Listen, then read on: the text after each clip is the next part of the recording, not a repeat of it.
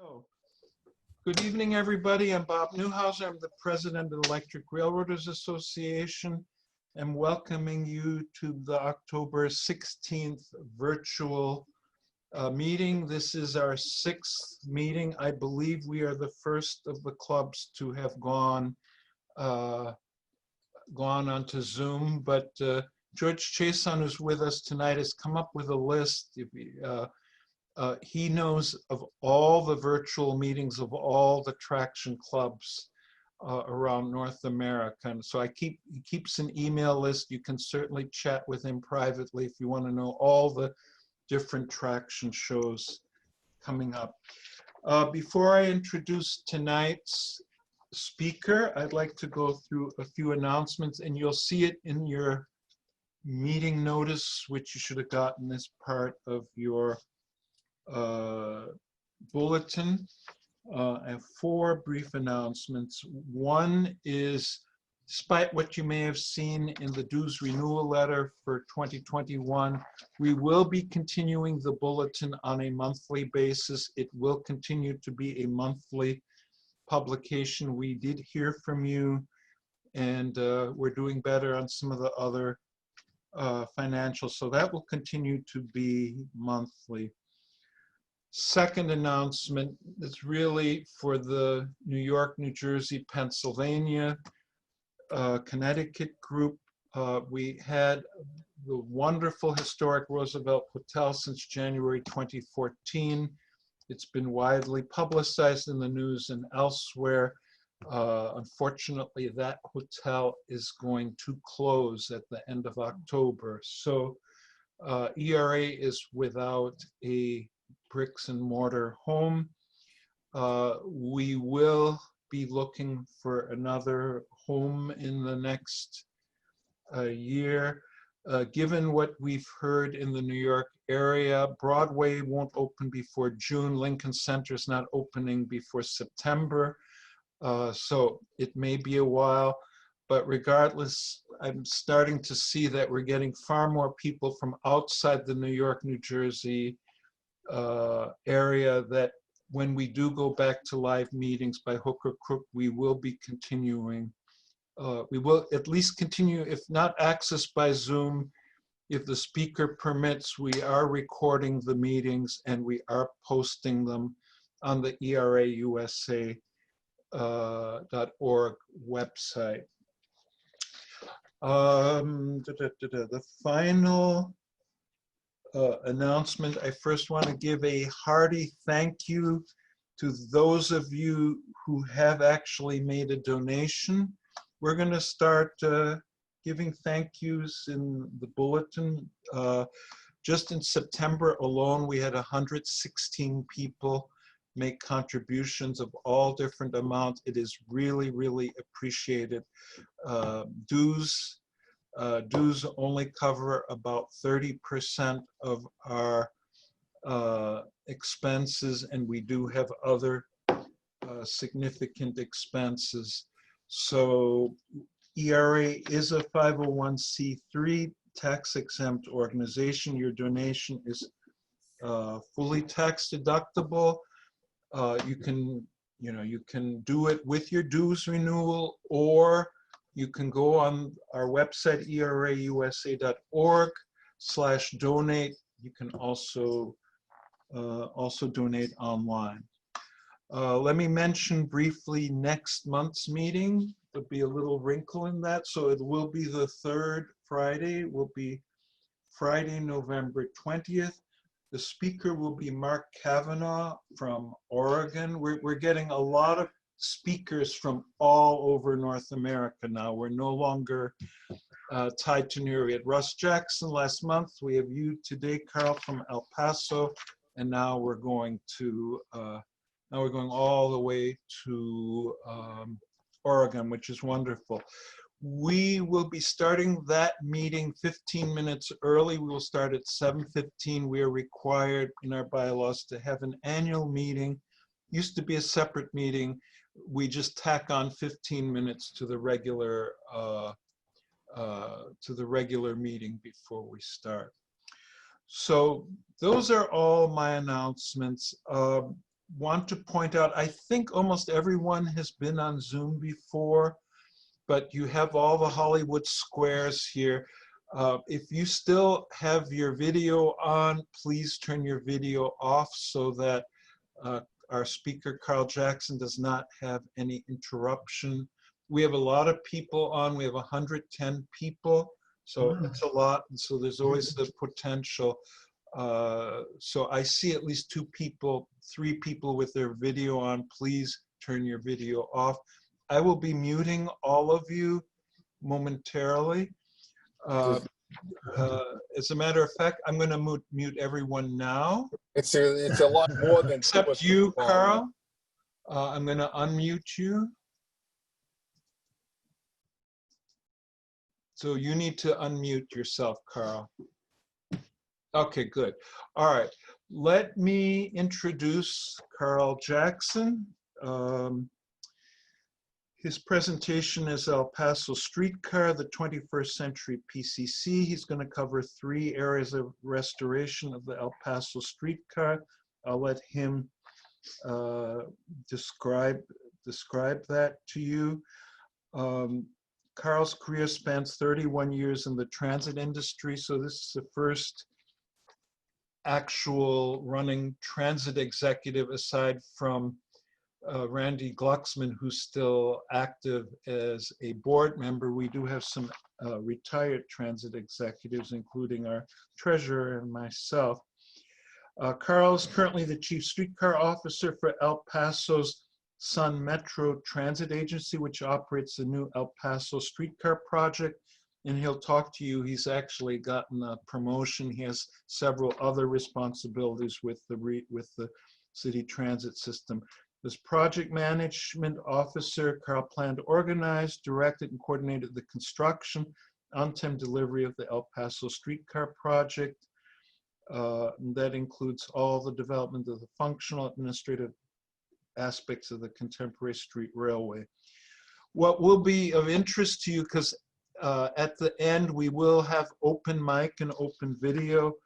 He has not just been in El Paso. He was a technical support consultant for Kansas City Streetcar. Prior to that, he was the general manager of the Atlanta Streetcar project. Prior to that, Carl was operations and maintenance supervisor for the startup for the South Lake Union Streetcar project in Seattle, Washington. We're really happy to have you with us, Carl.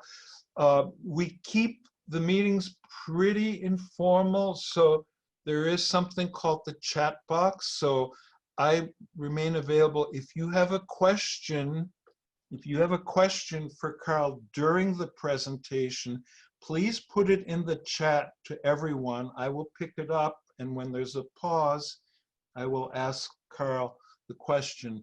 If I don't get to your question at the end of Carl's presentation, we'll allow everyone to turn on their video and unmute themselves, and we'll have open forum with Carl.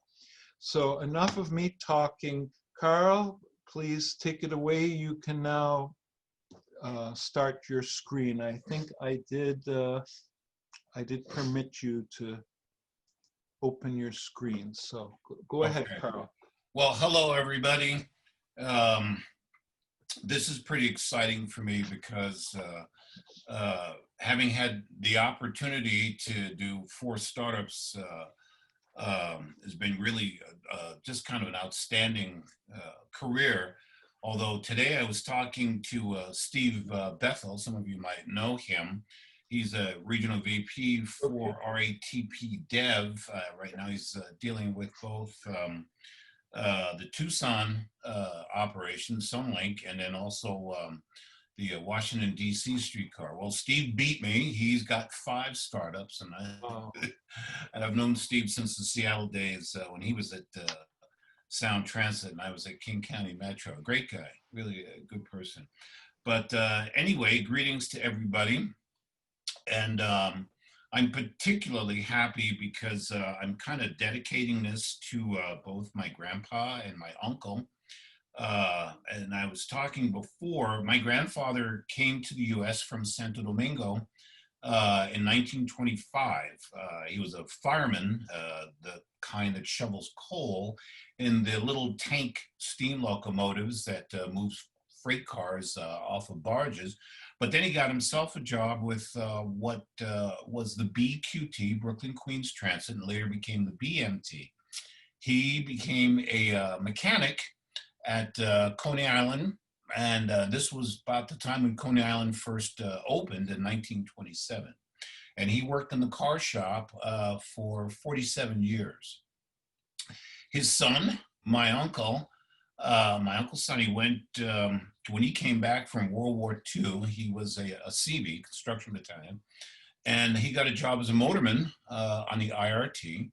And for those of you that don't know what the IRT is, that's the Interborough Rapid Transit, one of the three original New York subway systems that ultimately bonded together and became the New York City Transit Authority. But he worked as a motorman in revenue service. He went to work trains, qualified on diesel locomotives, etc. Became a BMT Southern District supervisor and then a superintendent. Ultimately, by the time he retired, he was second trick assistant yardmaster at Coney Island. And so this is dedicated to them, because I don't think either one of them would have ever thought that PCC streetcars would be in the vogue as they are now. So what I'm going to do is I'm going to share the screen and bring up the presentation.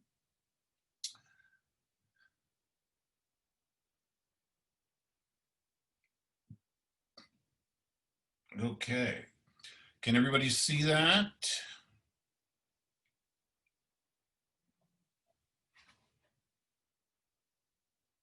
Okay.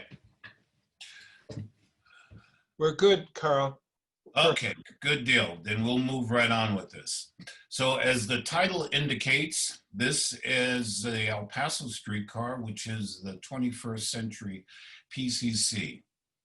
At the time that I was brought into the project, I had just finished working for Herzog Transit Services in Kansas City as the technical support consultant on the Kansas City streetcar project. And the director of mass transit for El Paso at the time worked for First Transit, and his name was Jay Banashik. He was in Kansas City for the Community Streetcar Coalition and APTA Streetcar Subcommittee meeting. And he got together with, I think many of you know, Jim Grabner.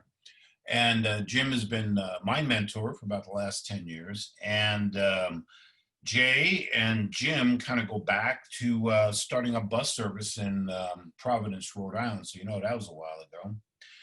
And long story short, in that sense, Jim put Jay and I together and we got to talking, and Jay made me an offer I couldn't refuse.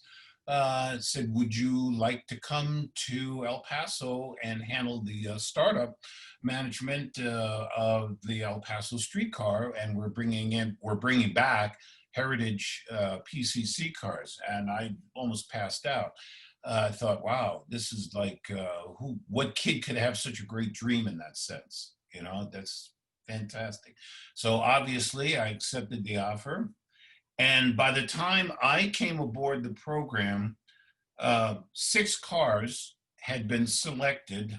Jim actually was brought in as a consultant for the project, which features money from the state of Texas, which is kind of a real mind-boggling event, because how many states, if you think about it, would give money to a city to go ahead and do something like this? So the project was funded directly from the state of Texas, and Texas brought in $97 million. And now that's a significant number, $97 million, because for that, El Paso got 6 meticulously restored PCC cars. And these were the original cars that were stored after streetcar service went away in 1974. They were stored out in the desert, and they really weren't stored under wraps. So the condition that they were in actually wasn't that bad. It was kind of a testimonial to how well the vehicles were designed to begin with. Okay. So for $97 million, they got the 6 cars, the infrastructure, which includes 5 Siemens Mark 7 traction power substations, the latest ones. And of the 5, 4 are on the main line, and 1 is in our maintenance shop, which we call the MSF, Maintenance and Storage Facility. 27 stops, amenities at the stop, shelters, benches, etc. Just about everything you could think of. So you think about it, $97 million. And I was able to steer the project in a number of ways so that we ended up coming in not only ahead of schedule, but under budget. So yes, there was some money left over. So there were a couple of compromises, but for the most part, as you'll see, it was thorough. I was able to go ahead and shape the project in the ways that I saw fit, based on my desires, my dreams, my thoughts, and my experiences. So with that, I'm going to start getting through the slides here and show you some things that maybe some of you have never seen before. Some of you may have, but we're going to get into the parts of the streetcar that normally you would never see unless you were an employee. So we're going to start with the hulks, inside and outside. So as you can see, the cars sat outside, but if you look at them real good with an eye towards what you've got here and what you're seeing, they weren't in that bad shape. So starting on the far right, I'm gonna go ahead and move my mouse, move the cursor over here. These were not bi-directional cars. In the original streetcar alignment, there was a tail track that came off the main line in the center of downtown El Paso, and it went a couple of miles to the east to the Cotton Street car barn. So the cars were backed out. There were operator controls in the back, but the cars were never operated that way in revenue service. So therefore, as you can see, it was a clock spring retriever sitting on the nose of the car, almost like the bull nose, okay? In the next picture, in the center, you can see the handholds, and there's a couple of special things about those handholds, but I'll get into that later. On the far left, and let me grab my cursor here. On the far left, some of the cars had canvas roofs, and that's my understanding that they actually worked rather well because although environmentally the summer days are much hotter than they were, but they were able to bring a real sense of almost kind of like riding in a convertible. Not so much a convertible like you see here where you can see the outside, but you get the idea overall, okay? And for a vehicle that sat outside for a couple of decades, hey, look at that, not bad. Going down to the bottom, as you can see, the car in and of itself was not in bad shape overall. You know, it was restorable, okay? But this was not necessarily one of the cars that was chosen to go back to Brookville, okay? And so with that, I'm really amazed at the fact that they were able to do incredible things to the cars to begin with. These are the last, there were 9 cars that were saved. Of the 9, 6 went back to Brookville. And these cars that you're seeing here are still out behind the Sun Metro Transit Operations Center out near the airport. All right, so in the event that the system does get extended, which I'm hoping someday it does, these cars can be sent back to Brookville and go through the process, okay? In this shot, you see a little bit of the cars that were selected to go back to Brookville, so you can get an idea of the general condition of the cars, right? And the Army Corps of Engineers, along with a lot of heavy riggers, worked at getting the cars loaded up onto flatbed trucks. You can see the crane over there lifting that one up. And then in the shot on the bottom right, you can see there's the logo for Sun Metro at the Transit Operations Center, which it was fairly new. I believe that was built in 2014, and this is 2015 when the cars were sent back. 15, 16, somewhere around there. But you get the general idea, to be able to take something that's in this condition and do some pretty amazing things with. So hats off to Brookville. I'll definitely keep pushing that because I had a chance to see the cars go through quite a bit of the change, and they just did a remarkable job, as we'll see. So again, you can see now the condition of the roof, and a lot of the wood was rotted. So obviously there was some significant amount of damage that, obviously in moving the car from this condition to its current condition, there was a lot of deep rethinking about what can we do? How can we do it? Where are we going to have to go ahead and build up the steel and get the car into a condition that actually, let me back up a little bit. For people that are familiar with the Philadelphia cars, the SEPTA PCC 2s, okay? This design for our cars was based on that, but with a significant amount of rethink. So subsequently, our cars have become, you could call PCC 3s, okay? Now, I shot these pictures inside Brookville's receiving bay. And so I wanted to show these so you could see the amount of physical damage and the places where metal had to be grafted onto the outer shell.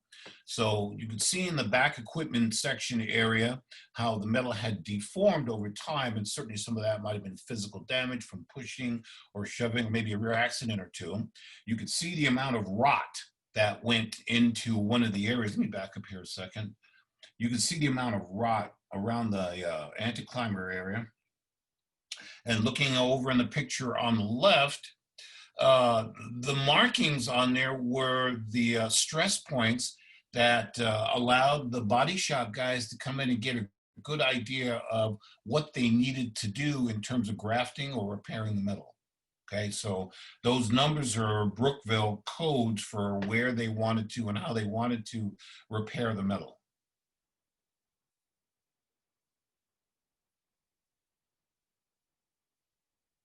In this picture, you can see this is the center door. And the structural rigidity allowed Brookville to do something remarkable with this step. In fact, that entire area was gutted out. Okay?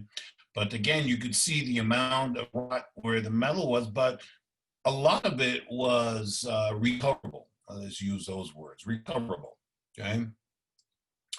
And so ultimately, as you look at this, imagine in your mind what you would be thinking as a metallurgist, because they did bring in a couple of metallurgists to work on the project and to give them some insight into the places where they could go ahead and either keep parts of the frame or if they had to graft on new parts of metal. Now, I was particularly intrigued with this because I had come back. This was in 2017. And I had the chance to come back and see the cars as they were going through the final part of the strip downs before they started getting built up again. And we were starting to work from the front to the rear in terms of developing mock-ups for how the instrument panel, the seating, et cetera, any number of things was going to be laid out. So this is where I came in and I said, I want this, I want that, I want this like that. So a lot of what you'll see in the car is my design. But in looking at this, as the caption says, when you completely strip down the body shell, okay, to its basic form, this is what you get. So just in case many of you have never seen anything like this, this is the essence of a PCC, number one. And number two, this is the original chassis, if you will, frame, that is featured in the streetcar now. So these cars were built in 1937. And it was part of an original order that went to San Diego Municipal Railway. And so if you look at this, think about this as being the heart of the car, but also remember that this part of the streetcar is 70, I want to say 77 years old, okay? And in my mind, it's a testimonial to how, what an engineering exercise the PCC was, because they did a lot of things that no one had ever thought of, heard of, conceived of. Some of it was developed through stages, but in order to have a vehicle like this that had so many modern amenities, the people that designed this thing really thought out of the box. Okay. And so with that,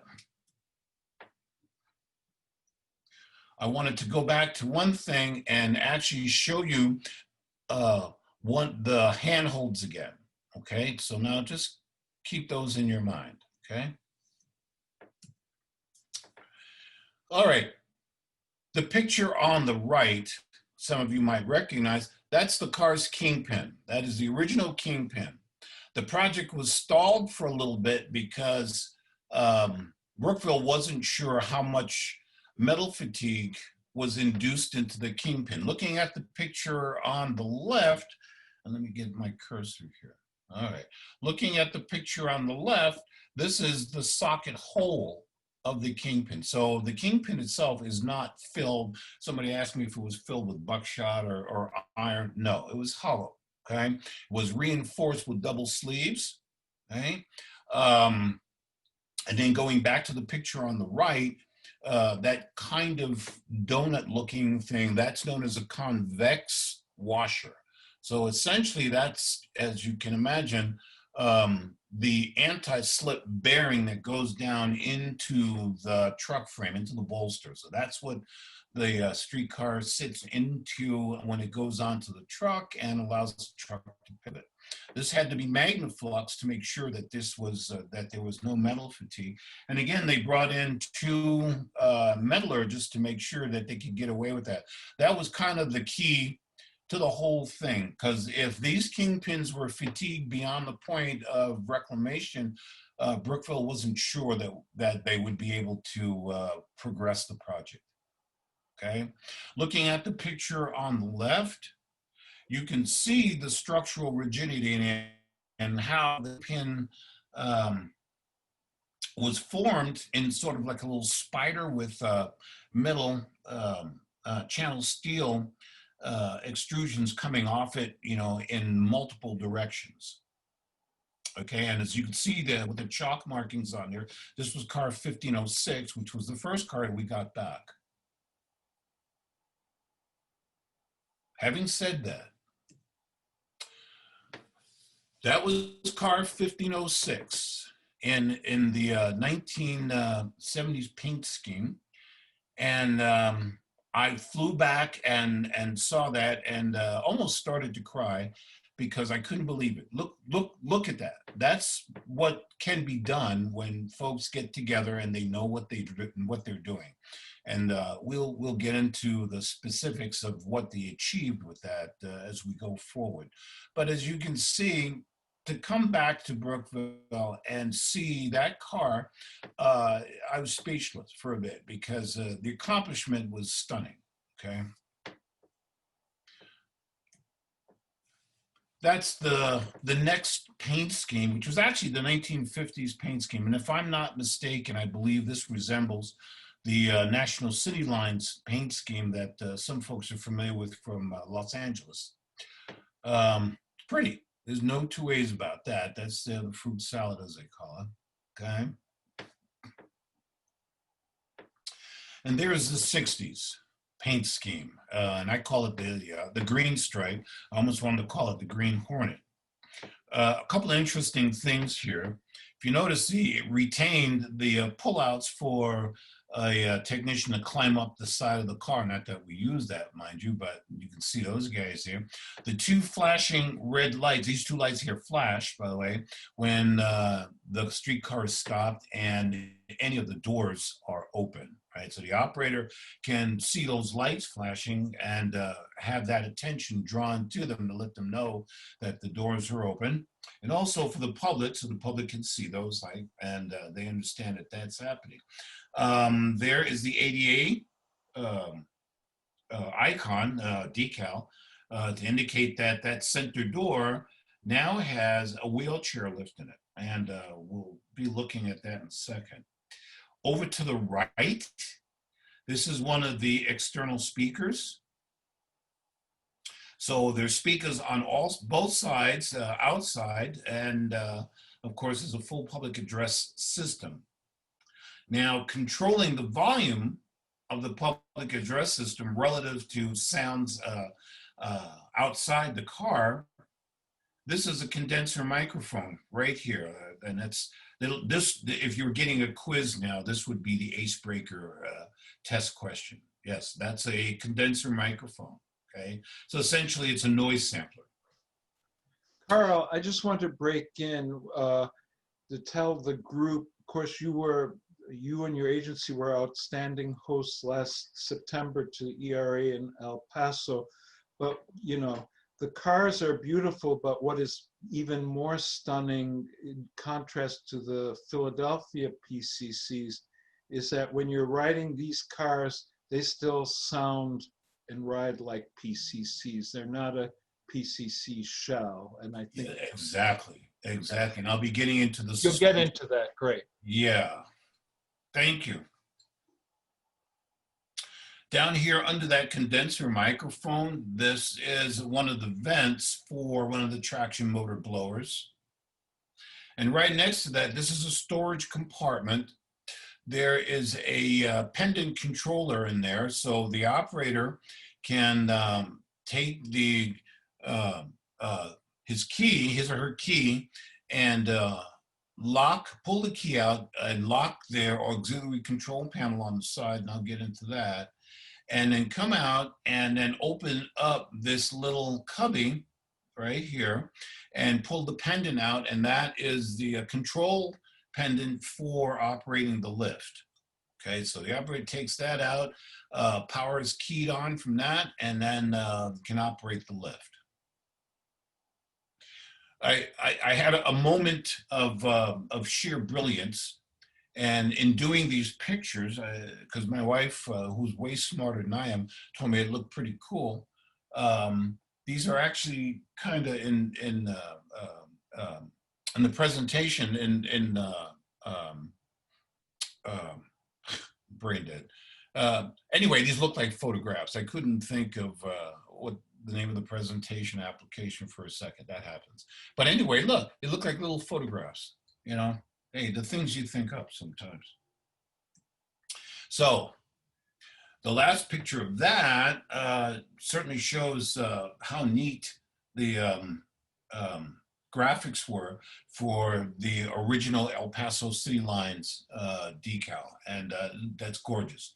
And I used a Nikon D3500 for those that might be interested in manual exposure mode, program exposure mode, to get all the nuances. And we do keep the cars as clean as you see them here. The cars weren't washed prior to doing this. Okay, we're lucky we can keep them clean sometimes because we do get our dust storms. So inside the shop, I climbed up on the mezzanine, and we're looking at the top of the vehicle now. And we're using the shunt pantograph. And one reason we use the shunt over the Liebach is that looking at the carbons, you'll notice there's a rather large air gap. You know, like this is not an Excella locomotive by all means, but the air gap in this was set up because of the length of the insulator when you're coming into the MSF, when you're coming into the maintenance facility, so that you don't bridge across it. Okay. And some of you familiar with pantograph operation would note that generally the air gap between the leading and trailing shoes tends to be a little bit shorter. Okay. And another thing about the shunk is that you'll see the swivels here on the center beam support. The shunk tends to track the OCS a lot more evenly, where the leave-off, my understanding is that the leave-off tends to track catenary a lot more evenly at a high speed. Okay, so you can almost consider the shunk a low-speed pantograph, which is certainly perfect for our needs. Plus, it was about $800 cheaper than the leave-off.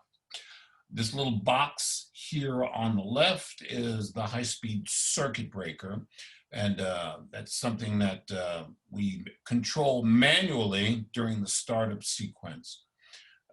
Even though this is a 21st century streetcar, during the startup sequence, when you first turn it on, there's a number of toggle switches that you have to operate in order to step the car through its startup sequencing.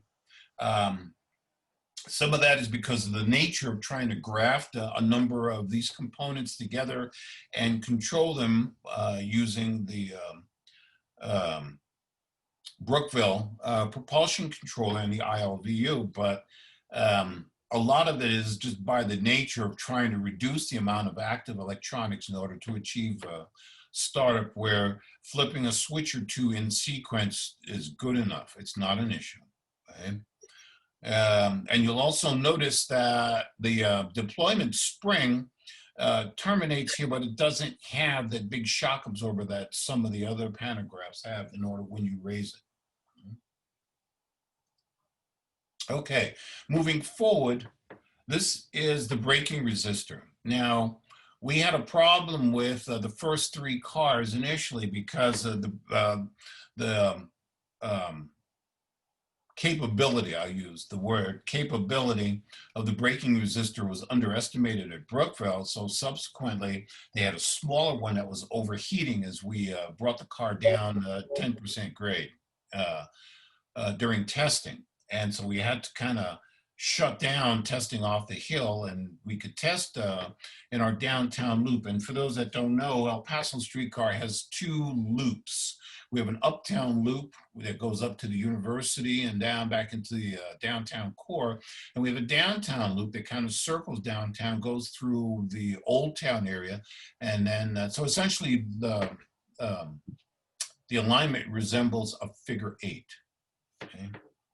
And so this is the new robust braking resistor, and it works like a champ. We are able to ride dynamics coming down at 10% grade with no issues. The car features a number of communication devices.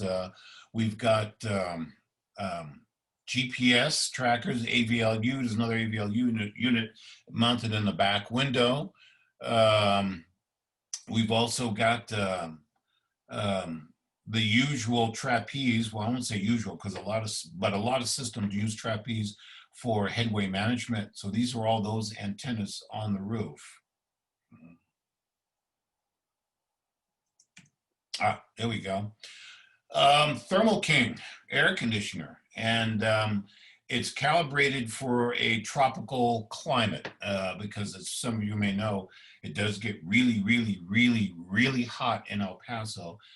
Maybe not as hot consistently as Phoenix seems to be getting, but this past summer we got up to 114. I think it was in late July, early August. So we've had some seriously hot days. But the Thermo King works like a champ.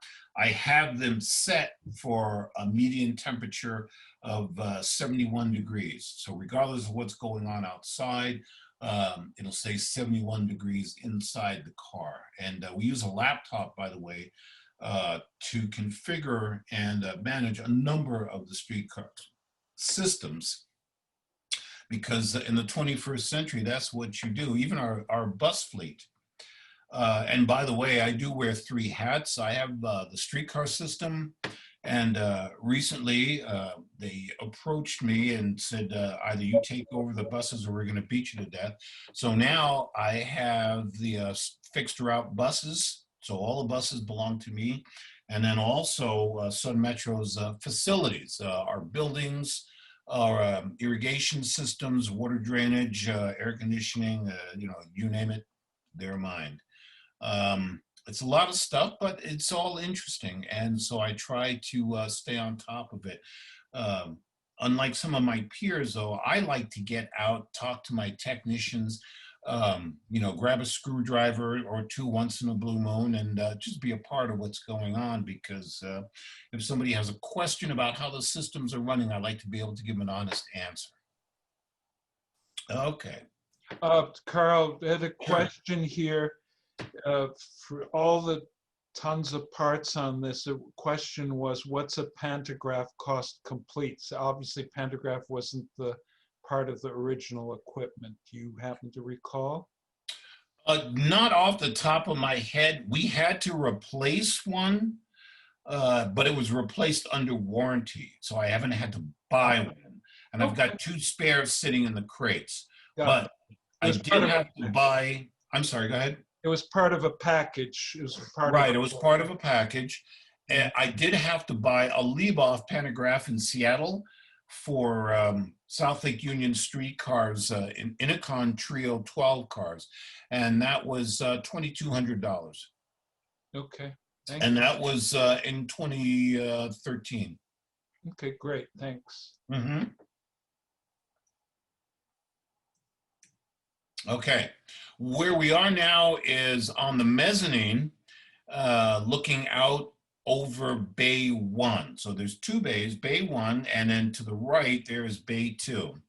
And there's also over Bay 1, you can kind of see it down here where I'm pointing, there is a 2-ton Mitchell girder crane. Right? And there's a bench, you can't really see, there's like a little jig back there. We can take the entire air conditioning unit off the car as a unit.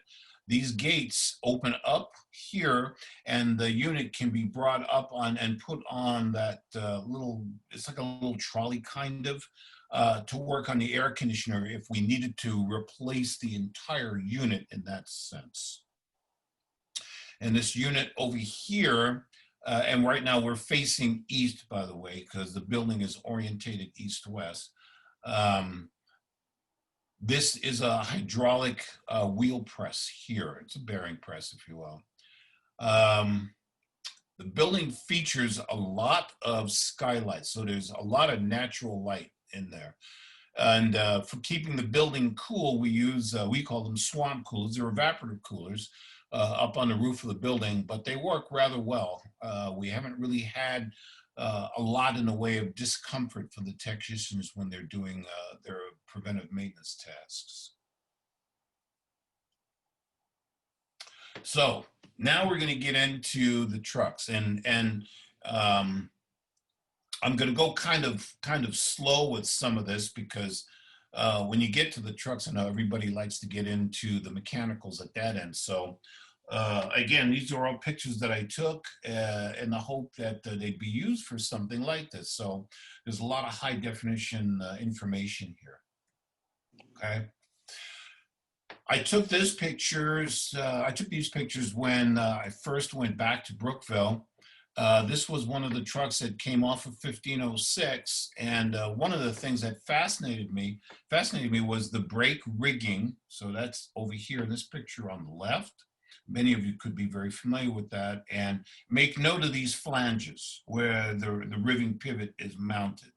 Okay, and in the picture on the right, you can see one of the original rubber support springs. Okay? Rubber in and of itself, and certainly depending on whether it's diluted or not, can actually weather pretty well. So you get the impression looking at this these are the original trucks. Now, those pieces may have been replaced at some point during its life because the cars came to El Paso in 1950. Okay, and so these parts may have been replaced, but when you consider that these cars sat outside since 1974, the rubber in and of itself hasn't decayed a lot. And you would think, based on looking at the metal, you would think, wow, that's held up pretty good, and really has. So these pictures of the trucks are kind of in between, if you will, from being in their original format to having some of the Brookville modifications applied. So here's one of the brake actuators, and I'm focusing on this one here on the left. Okay, so you could see kind of the truck from a couple of two different angles. So that's the end with the new brake actuator and the actuator rigging. Okay, and here is the axle differential casting. But then in front of that, if you notice, this is the Brookville inside drum brake assembly. Okay, and then one of the motor output shafts. These, by the way, are the original motor casings. Okay, and you'll see those again. Looking at the picture on the right from another angle, right, you'll see how the trucks were set up originally. Again, looking at the flange, and in fact, going back to the picture on the left, you can see the rigging was taken off this end of the car to make room for the actuator, but you can also see a number of things that are going to change. Okay, so just kind of hang in there for 1 second. And looking at this picture on the right gives you an idea. The motor output shaft, you were able to balance that, by the way, to further reduce vibration. Okay, and also in the suspension mounting, the rubber mounting, the pots here, which is right there and right there, okay? You'll notice there's rubber fore and aft. Okay, now, for those that had a question about it or thought, this guy's kidding, this can't be the real deal. Yes, I'm not kidding. I took this picture for the Doubting Thomases. So there you are in bold lettering, Clark Equipment Company. I couldn't really get any information off what appears to be a serial number embossing plate. But there you go, folks. It's an honest to God Clark B2. Hey, Carl, the two Doubting Thomases who brought that up were both from Eastern Europe, where they do have the Tatra PCCs and the other knockoffs, but neither of them have joined us tonight. So there's no question in the chat that's come up to challenge you, and enough of us are here from the convention riding the cars to know that these sound like real PCC cars. They're the real deal. Thank you. Okay. After Brookville got done with them, this is what we got. Okay. And as I said in the caption, this is what a finished Brookville modified Clark B2 truck looks like. And really, it was the most impressive piece of traction engineering I'd ever seen, especially after seeing it in its original condition, after years of service. So to go around the truck briefly, the hubs and the tires are pen machine, okay? So if you notice, they look more like what you would see on a, well, as an example, more of what you would see on a Chicago L car, where Chicago was actually a signatory for the PCC design and decided to keep the design overall as they built up their subway car fleet. New York decided to go for a much heavier duty, a more robust truck in its cars before moving into things like the General Steel 70 trucks and that sort of things that have given them fits in years to come after that. But old New York equipment varied and went to a much more robust truck design, where again, Chicago stayed with the PCC. And a couple of things to point out. Down here is the connecting hook for the parking brake. I had that painted in iridescent yellow so that at night you'd shine a flashlight in there and it would reflect the light so you'd be able to see it. And if you notice, the brake rigging is gone. What did you do? Okay, now I gotta get the picture back. That's the next thing. Uh-oh.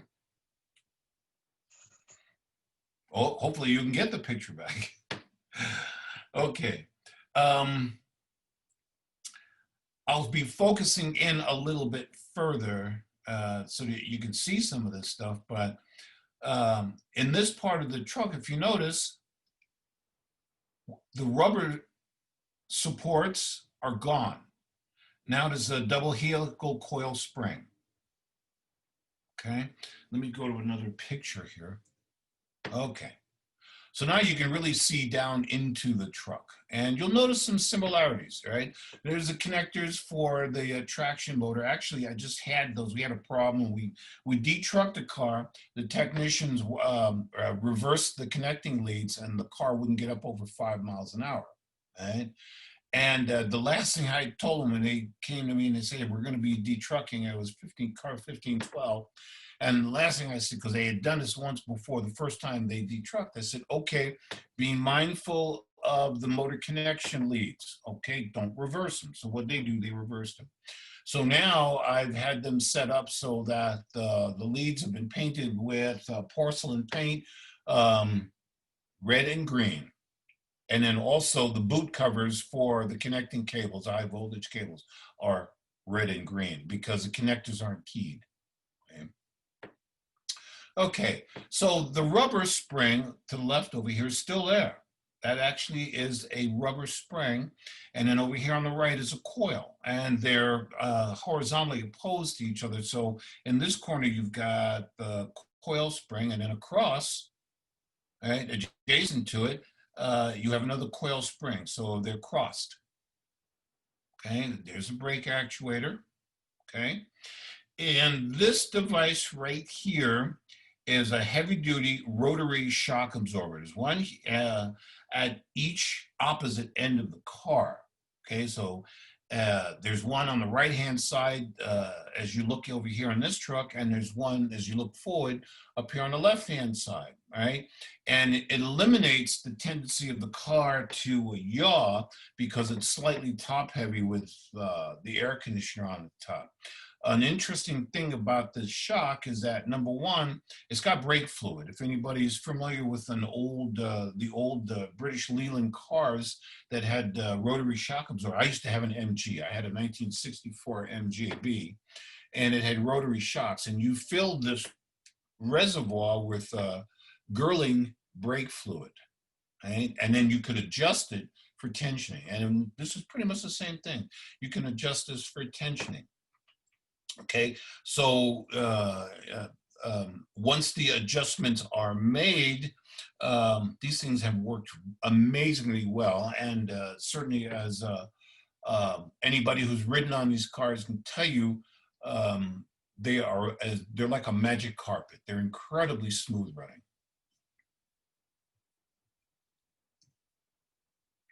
So from this angle, you can actually see a little bit more down into the body of the truck works.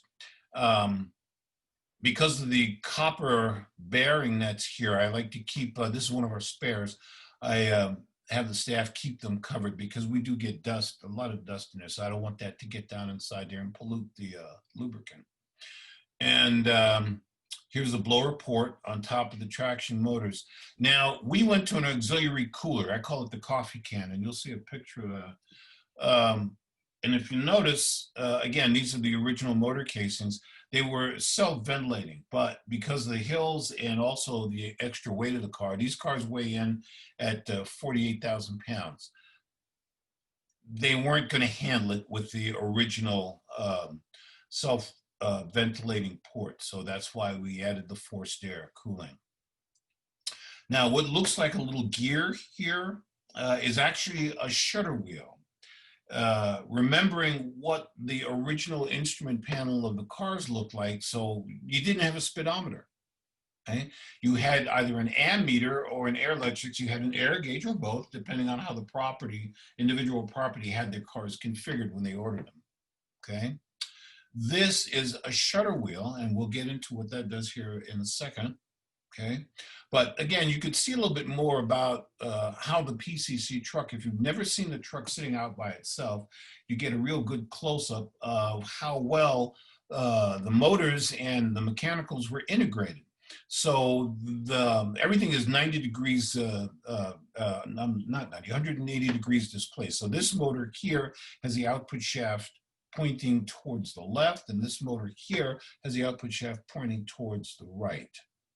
Okay, a very compact design. Again, you consider this was designed in the mid-1930s. Okay. Carl, a question came up. I think we're on that topic. What gauge cable was used to power the traction motor? They were originally 10 gauge cable.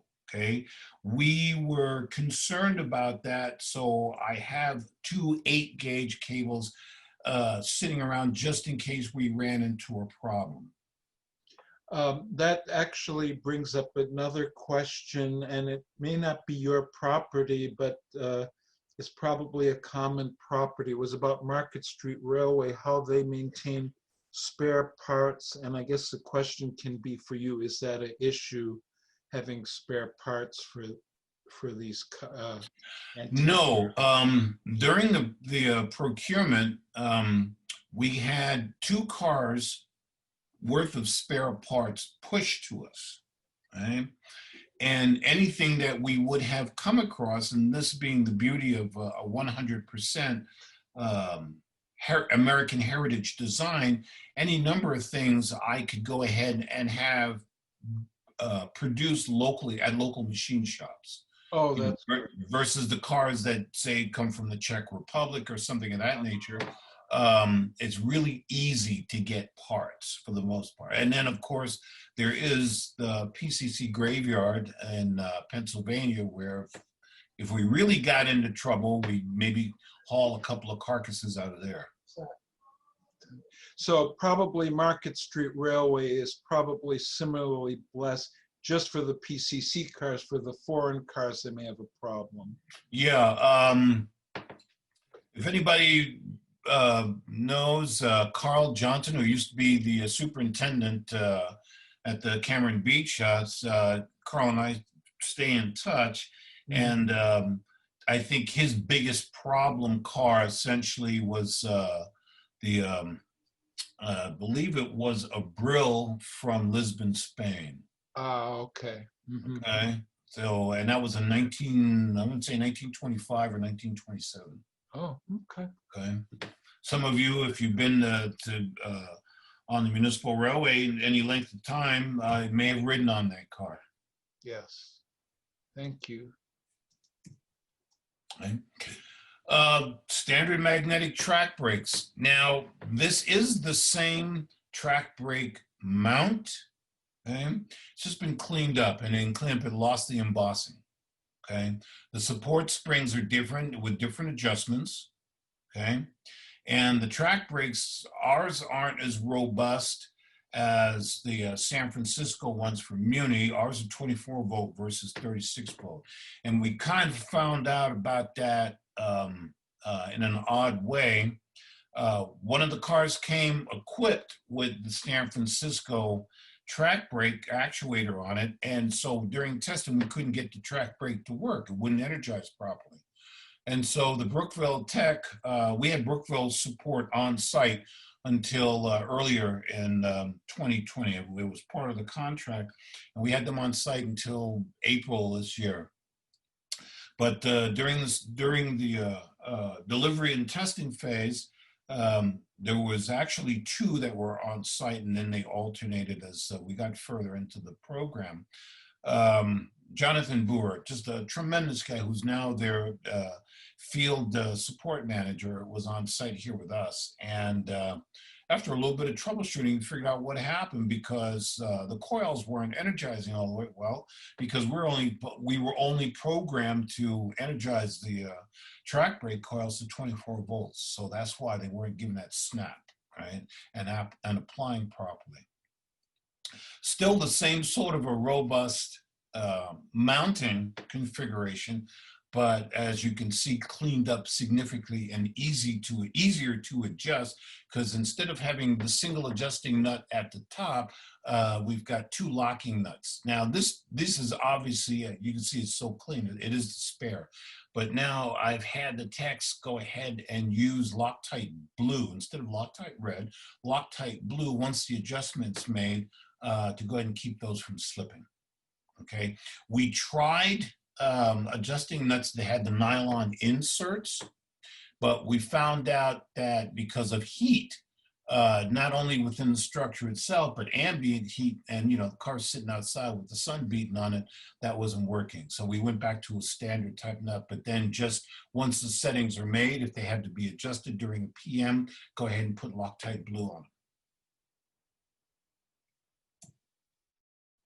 Here's a close-up of the drum brake. It is a standard drum brake in as much as there's 2 expandable shoes inside. The drum brake comes into play between 1.5 and 3 miles per hour to act as a parking brake, or to secure the car, obviously during a full stop. They get hot, and then they're easy to replace. They're easy to cool down, because as you can see, there's ventilating holes all around the circumference of the drum, but they do get hot.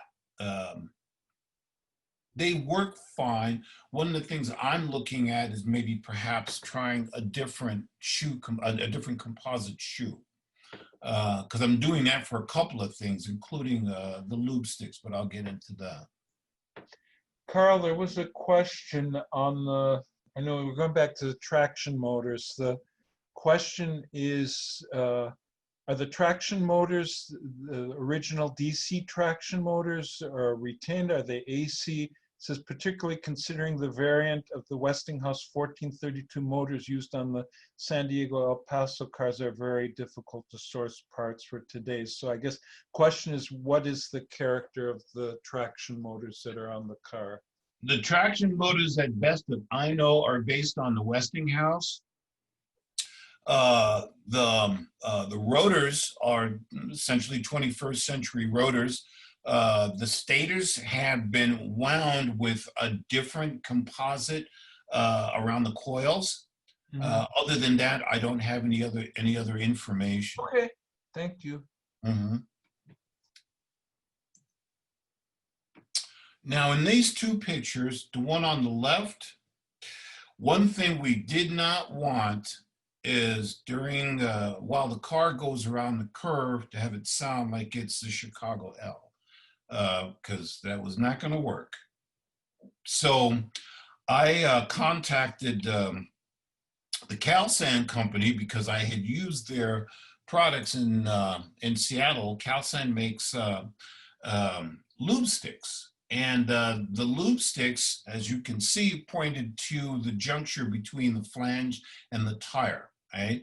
And actually puts a nice patine at this point, so that as the vehicle goes through a curve, not only does it leave part of that patina on the inside of the curve, but at the same time, keeps the wheels well lubricated. The lube sticks have a compound of I don't remember what the ratio is, but it's a mixture of graphite and silicon. Right? Right now, I'm working with the vendor to come up with a slightly different mix so that we don't wear them so fast. It's a rectangular stick, like a little tiny brick, if you will, and then you stick the end in there, and then it locks, and there's also kind of like a coil spring that pushes it against the wheel. Okay, and it's mounted on a grafted flange that's been welded onto the track brake housing. Okay, now the picture on the right, you get a real good sense of what we did with the track brake rigging. Okay, once that was taken out of there, we used that flange, put another attachment on it, and that's where we mounted, that's where Brookville mounted the rotary shock. And for a little guy, I know most folks see a shock absorber, they're thinking, you know, like a tube shock. These fundamentally, not only did they take up less space, but they're just as robust as a tube shock. And then certainly the question, I brought up the question is okay, should we be looking at an additional shock somewhere on the truck frame, and maybe perhaps for robustness and certainly given ambient temperatures, should we be looking at a gas-filled shock rather than just a fluid shock? And in talking to LTK guys, they said, nah, this ought to work just fine. And it does. It works real good. Because again, the cars have a terrific ride. All right, the speed sensor. In the picture on the right, you really now can now really see what that looks like. It's a make and break. Okay, so you've got an optical sensor. That's this unit right here. Right? And then so as this guy flips around there, make, break, you can certainly see it again on the right, on the left-hand side there. Okay, and this is on the motor output shaft. Okay, there's two of them, one on each truck, and then the propulsion controller performs a differential calculation in order to arrive at the speed. One reason for doing that is so that if there is some slippage either between the A truck or the B truck, you still get an accurate speed indication on the speedometer.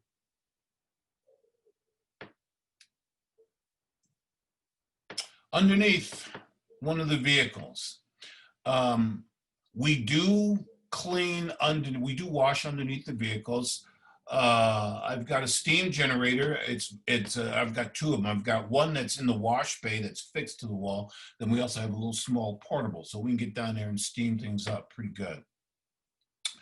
But for anybody who's never seen underneath a PCC, let alone something a little modern, based on what you would normally get a chance to see, this is it. And one reason I wanted to show this picture is, again, it's amazing what you can do if you put your mind to it. We have the engineering prowess in this country is not to be believed.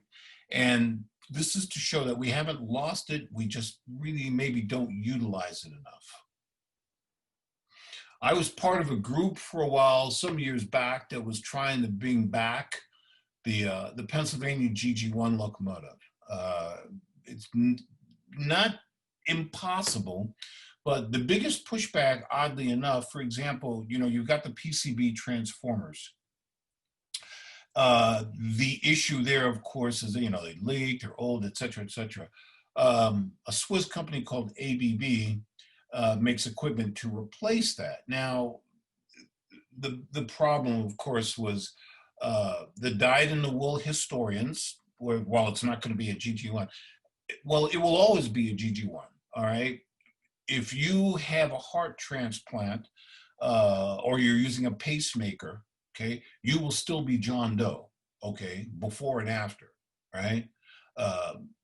And that was always my argument. You know, to have a GG1 come back and be able to function and look as a GG1 was the whole idea. And the same thing is true here for these cars, okay? Because now here's a couple of generations, because we should be able to get about a good, the minimum we understand is 25 to 30 years out of these cars. Maybe we can get more out of them, I don't know. But there's a lot of little kids, there's a lot of middle-aged kids or what have you, that now have the chance to be exposed to these vehicles, certainly in a way that maybe I was as a kid, some of you were as a kid, and to me, that's priceless. It's a priceless experience. One of the nice things about El Paso Streetcar, it was the only, at one point, transnational streetcar operation. So it actually crossed the border, and I'm sure many of you have seen the pictures. And so when we brought these back, grandpas and grandmas and uncles, they were, a lot of them were emotional, essentially, because they remembered the trips that they would take with their kids or their parents or what have you across the border. They'd take the streetcar to come into El Paso, go shopping, maybe have the treat of having a milkshake at Woolworths or whatever the case might be, and of course then take the streetcar back to Juarez. And that's priceless. Again, that's the kind of thing that you go for with this. You know, you don't want to dilute the experience, but at the same time, you want to try and enhance it. Carl, two questions in the chat. One is, did the modifications for the AC, the air conditioning addition, other modifications affect the original acceleration rate, or is it unchanged? And then I have a second question. The acceleration rate is relatively unchanged. I performed 2 tests that weren't listed in the book. Number one, I did a dead car tow up a hill. So we took one of the cars out and disabled it and hooked it up to the lead car with a tow bar, because we don't have any couplers, and towed it up a 3% grade, 2.5% grade downtown from a dead stop, flawless. And then in one of the prescribed tests, we stopped on the 10% grade going through the uptown loop and started up as soon as it got the light, traffic light green, and the car didn't shudder, it didn't shake, it just took right off. On level ground, we're able to go ahead and accelerate the car into traffic of 20 miles an hour, pretty much pacing motor vehicles. So the acceleration rate, while I can't recall the numbers off the top of my head, by the seat of your pants, yeah, it's pretty much about the same. It's a good thing. The other question is, how does the return current into the tracks reach the track through the wheels? Earlier PCCs had axle brushes. Okay, let me see. Hang on, I'm gonna go back. Back. Okay, if you look at this picture here, you can see instead of axle brushes, we've got grounding straps right straight to the hub. And of course, the hub is ungrounded into the chassis. So there's your current path. Very good. Thank you. Oops, going the wrong way. Okay. 2 things to show in this picture. Somebody was asking me if we had the bells, and actually we have 3 bells. There's 2 here in the front, and there's another one on the passenger side, not the street side, but the passenger side of the vehicle. And they're synchronized, right? So it's not like it goes ding, ding, ding, or something like that. No, the bells ring all at once. And the reason that was done is because in today's world, with people having their stereos loud or loud motorcycles or whatever, we wanted to make sure that people could hear the streetcar, because as you know, PCCs tend to be very, very quiet, okay? So we didn't want to have the vehicles sneak up on everybody. And then just underneath the bells, you can see the support rod. We actually have a, it's called an obstacle deflector. Of course, some of us would call it a cow catcher, but it's an obstacle deflector. So if you hit the actuator, which is this part right here, the receiver back here drops down.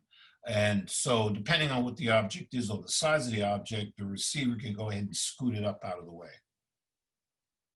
The picture on the right, this is essentially the voltage control unit, or the high-powered voltage control unit, if you will, the power supply auxiliary unit.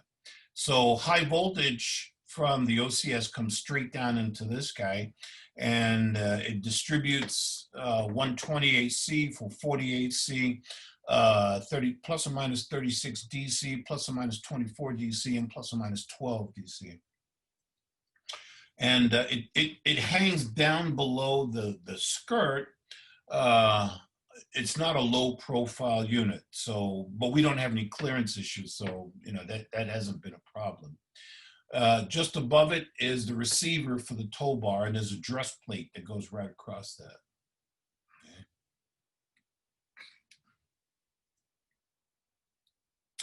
Another picture of the suspension, but now you can really see the side of the coil springs, and they're coaxial coils, so there's actually a coil spring within a coil spring for support, because the car is heavy. It is 48,000 pounds.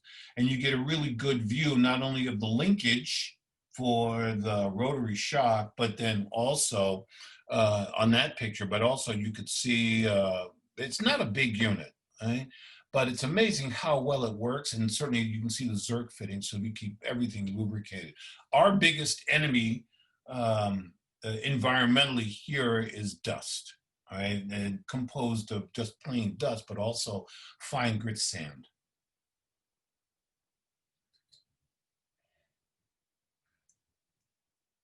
All right, so now we're going to go inside the vehicle. This was the original dashboard. Okay, so, and I took this picture so that I know some folks had some issue with what I did to the dashboard, and I'll show you, of course. But this, the original instrument panel. This is one that's still stored out in the desert, and not in the desert, but by the airport in East Central El Paso. So the layout's typical PCC with only an air pressure gauge and a transfer cutter. Okay, and this was a little clippy deal for your train orders, paddle, or whatever you want to call it, from the back in the day. Okay, parking brake and dead man's pedal. Okay, operator grab bar, and of course the location for all the toggle switches. And there's a power pedal right there. Okay, and the reset, I don't know if you can see it right there. The reset, you hit that, not the reset, actuated for the bell.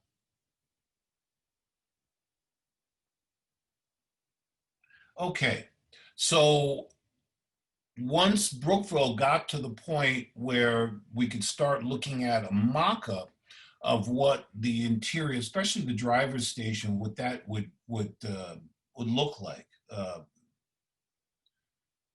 I went back, and this is before, well, 1506 was still pretty much just a shell, but this is my design for the instrument panel.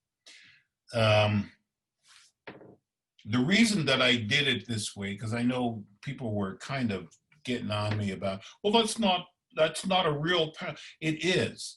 Okay, there's a whole new generation of people, and that's what I'm catering to. And certainly there's a matter of ergonomics, okay, which ergonomics was not necessarily something that everybody got into back in the day, okay? Okay, from left to right, and we'll start in the upper panel. So obviously your door open and close indicators, and the blue light comes on when somebody pulls the cord for the passenger stop request. Okay, an electronic slip slide indicator. Okay, so now the computer can read the trucks and whether or not, and using that shutter wheel, not only which is what supplies a signal for the speedometer, but also for the computer to keep track of wheel adhesion. Okay, so there's your slip slide indicator, speedometer. Okay, and fault lights. So for example, your prop fault, APS, which is auxiliary power supply, your brake fault, blower, HVAC fault, ground, high-speed circuit breaker, trip, okay, and wheelchair deployed. Okay, now some of the light rail folks in the house would certainly recognize this. This is your route select controller. Okay, some of the light rail controllers have not only two thumb wheel, not only a thumb wheel on one side, but also two. One is to identify the train number, and the other one is the route number. In our case, we only need the route number. Okay, this is what we use at, we have two powered junctions. Okay, one is at 4th and Santa Fe, and that essentially is the beginning of our yard lead to come into the yard limit and bring the car back into the yard. And then we have another one at Franklin and Stanton, which decides whether or not you're going to go straight and use the downtown loop, or you're going to set the turnout to go up Stanton and grab the uptown loop. Okay. If there's a problem with the wheelchair, we can bypass the wheelchair through the wheelchair circuit breaker control circuit, and that's what that, whoops, sorry about that, ta-da. That's what that light would indicate. So if there's a failure in the wheelchair circuit, you can bypass the wheelchair and then operate the streetcar to get it back into the shop. Okay, okay, now the next row down, you can see the brake lights, left turn, right turn controls, indicators for your turn signals. And I specifically wanted the turn signal actuator, and you'll notice it's got a bat handle on top of that. Okay, I wanted it right there. Okay, so that as the operator's eye falls on that, also does the operator's hand. Okay, in the middle is the blue high beam light. Okay, and to the right of that is another group of indicators showing a parking brake, track brake deployment, whether the pantograph is up or down in that case. TSP is traffic signal priority. We do, darn it, that's what happens when you get too many fingers on that. When we have a traffic signal priority control, okay, an indicator for the actuation of three of the bypasses: zero speed bypass, regen brake bypass, and dynamic brake bypass. Okay, so now we go all the way down to the toggle switches. So, and I had them grouped specifically for their function. So from left to right, you've got the two front door, because we're using the blinker setup. So we got the two front doors, number 1 and number 2, and then the rear door, or what we call the center door. Okay, the gong, well, the horn, we have a dual throat. I think you saw that underneath, a dual trumpet, if you will, air horn, and then the PA microphone. Okay, port and starboard interior lights, left and right, front door lights, and cab lights. Okay, that's a 3-position switch with center off. If you pull it towards you, you have a white light. If you push it up away from you, you have a red light. Okay, and they're just above the operator's head. I'd say motorman, but that's too gender specific for those that might be wondering. So now you have a bat handle extension on the turn signal. If you notice, there's a whole group that does not have the handle. The operators most used switches have the bat handles on them. And the reason for that is it's almost kind of like a blindfold test that I conducted with the first group of operators, because I wanted to see, even in the dark, if they'd be able to not necessarily memorize, but become intimately associated with just the switches that they needed by touch. Okay, and that was the reason that I did that. Okay, next to the turn signal, you've got the headlight. Again, a 3-position switch. Pull it towards you is low, center is off, and up away from you is your high beam.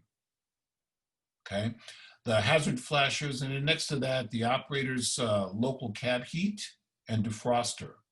Next to that, of course, manual sander. We've got a dual hopper sander, but the sander hoppers aren't heated, okay, because we don't have the humidity issues that you have certainly in some other places.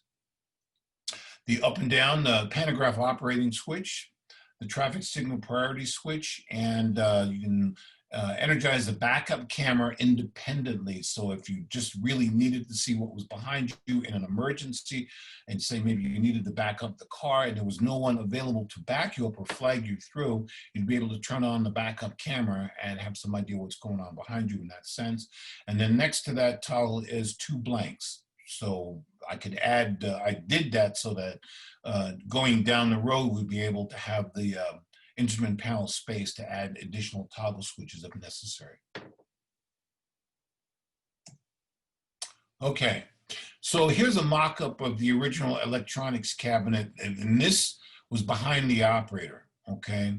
So the design was changed to allow for the street side passengers to be able to see around and through the operator's station and take advantage of the scenery, right? Because coming up and down the hill, it's pretty gorgeous. You can see parts of New Mexico, often to the distance to the east, to the west rather, and into the south, you can see Juarez, Mexico. So the instrument panel as it is today, fully functional, really not, no difference because I was happy with the design, it worked. The bat handle extensions are a little prettier. Instead of being flat on the top, they're kind of cone shaped. I don't know, it just looks better. And one of the Route 091 means that the streetcar is going to go straight at the junctions. So essentially it would be just operating through the downtown loop without going up into the, going up the hill of Stanton Street.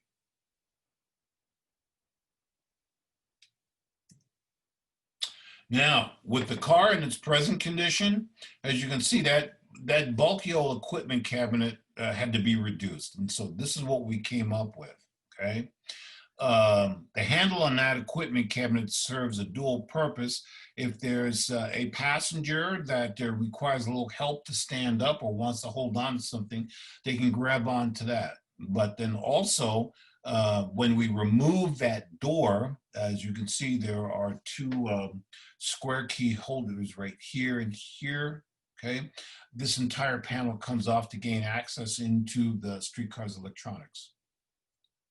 And starting up the streetcar, this panel drops down. There's a series of toggle switches in there. So you can grab the circuit breakers for the voltage control unit, system circuit breakers, bypasses are all in there, and the I/O interface to the car's electronics. And also a spare circuit breaker rack space, which helps certainly for the addition of any additional electronics. We don't have to worry about having to replace the entire circuit breaker rack. I left some blank spaces in there. And then looking towards the front of the car, up above the operator's head is the MDT, the mobile display terminal for trapeze.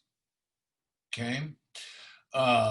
There's the switch for the front destination sign, and in the little peep window, you slide that over and you can see the arrow in there so you can line up the sign, okay? And here you've got the operator's air conditioning blowers, okay?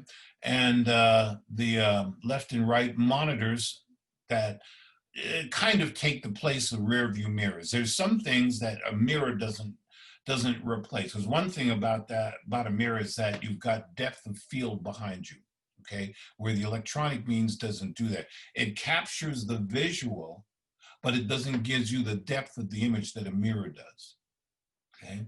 This is the controller for the fare box, and of course a GenFare, I think it's like the latest version of the GenFare fare box, so it'll actually even read credit cards, but we don't have them programmed that way. Okay, and underneath this passenger seat here is the street side hopper for one of the Sanders. We're using the standard, well, it's actually, there's 2 seats that are current in the industry right now, is Recaro, just like a seat you'd have in a Porsche, and USSC, so it's a very comfortable seat.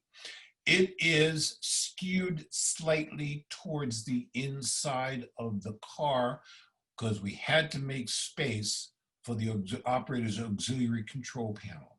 Okay, as you can see, there is the windshield wiper controls, the emergency stop mushroom, and then mode controls. These are tweeters, if you will, that control the sound from either the turn signals, right, or the emergency warning. For example, if there's a failure in the prop control system, okay, and that's the operator's trash bucket.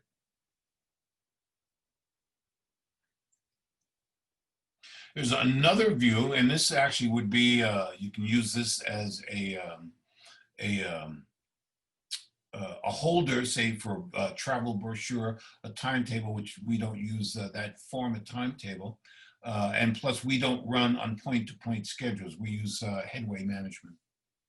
And you can see the hinges here. This cushion, and by the way, these seat cushions are 100% leather, they're not vinyl. You flip this up, and then this, of course, is the sander hopper. Okay. I don't know, this picture doesn't really need a whole lot of explanation. We have what's known as the tunnel, and in the tunnel is the exit track. And the car in front of us is at the gate. I don't know if you can see the edge of the gate down there. So at the start of service, these cars are ready to go out to start the day's service. But it's just a good way to go ahead and show how we've got the system set up to deploy the vehicles. We recently had this decal applied to the back of the cars because I was very concerned, as was the chief safety officer, that maybe perhaps in case, God forbid something happened on Stanton Street grade, maybe the car rolled back. We want to make sure that, people are at least warned, stay back at least 25 feet from the rear of the streetcar. Carl, was a question, does the car carry a switch iron? Yes, it does. Actually, it's in a spot directly behind the operators, like a little vertical cubby there, and they pop open the door and it's got a switch iron. Let's see. Okay. Thank you.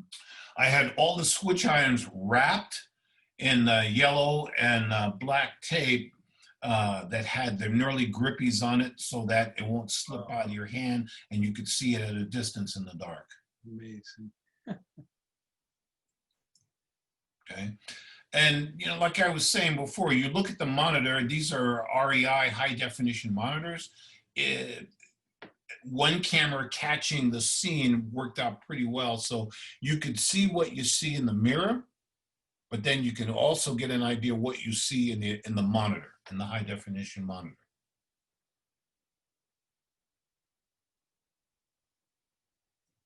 Carl, was a question, I don't know if it was the immediate pass slide or two back.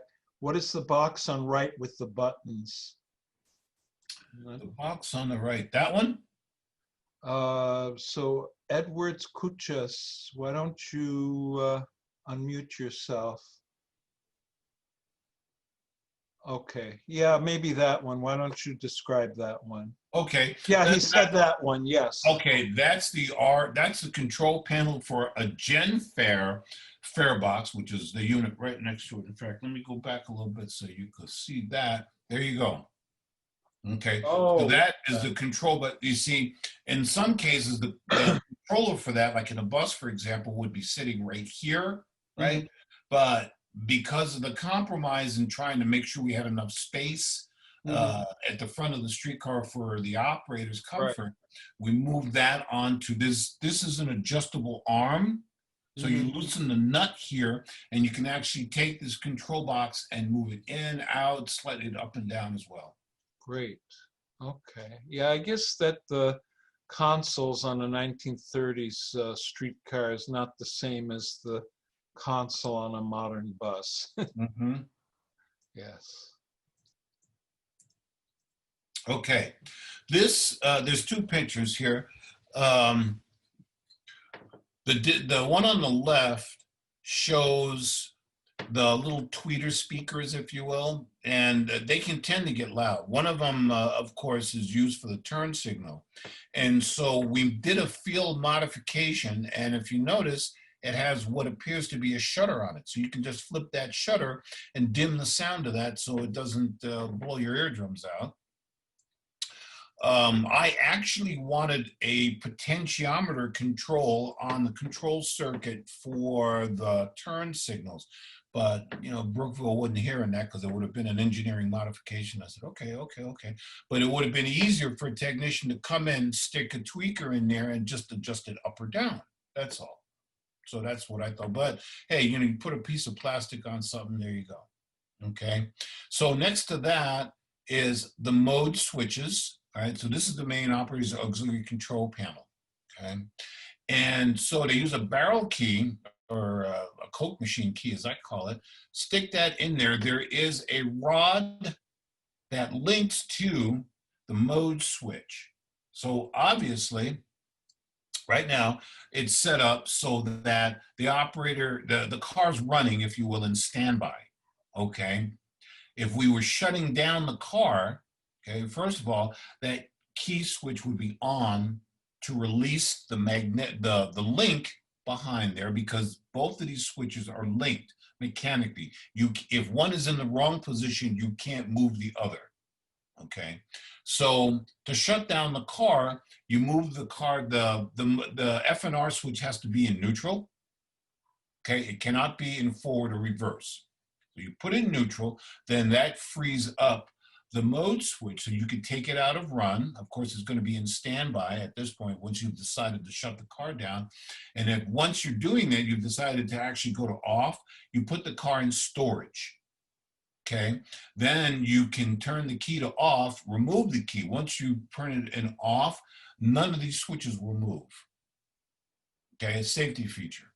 Okay, and the picture on the right, you can just see the lettering a little clearer.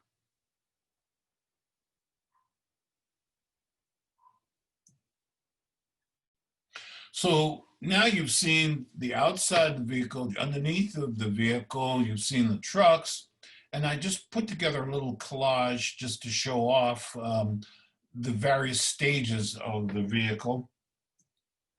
So you get and in case this is kind of for the folks that really haven't seen the cars or been to El Paso, I wanted to show these pictures inside of our maintenance shop so that you really get an idea when the sun hits these things just right.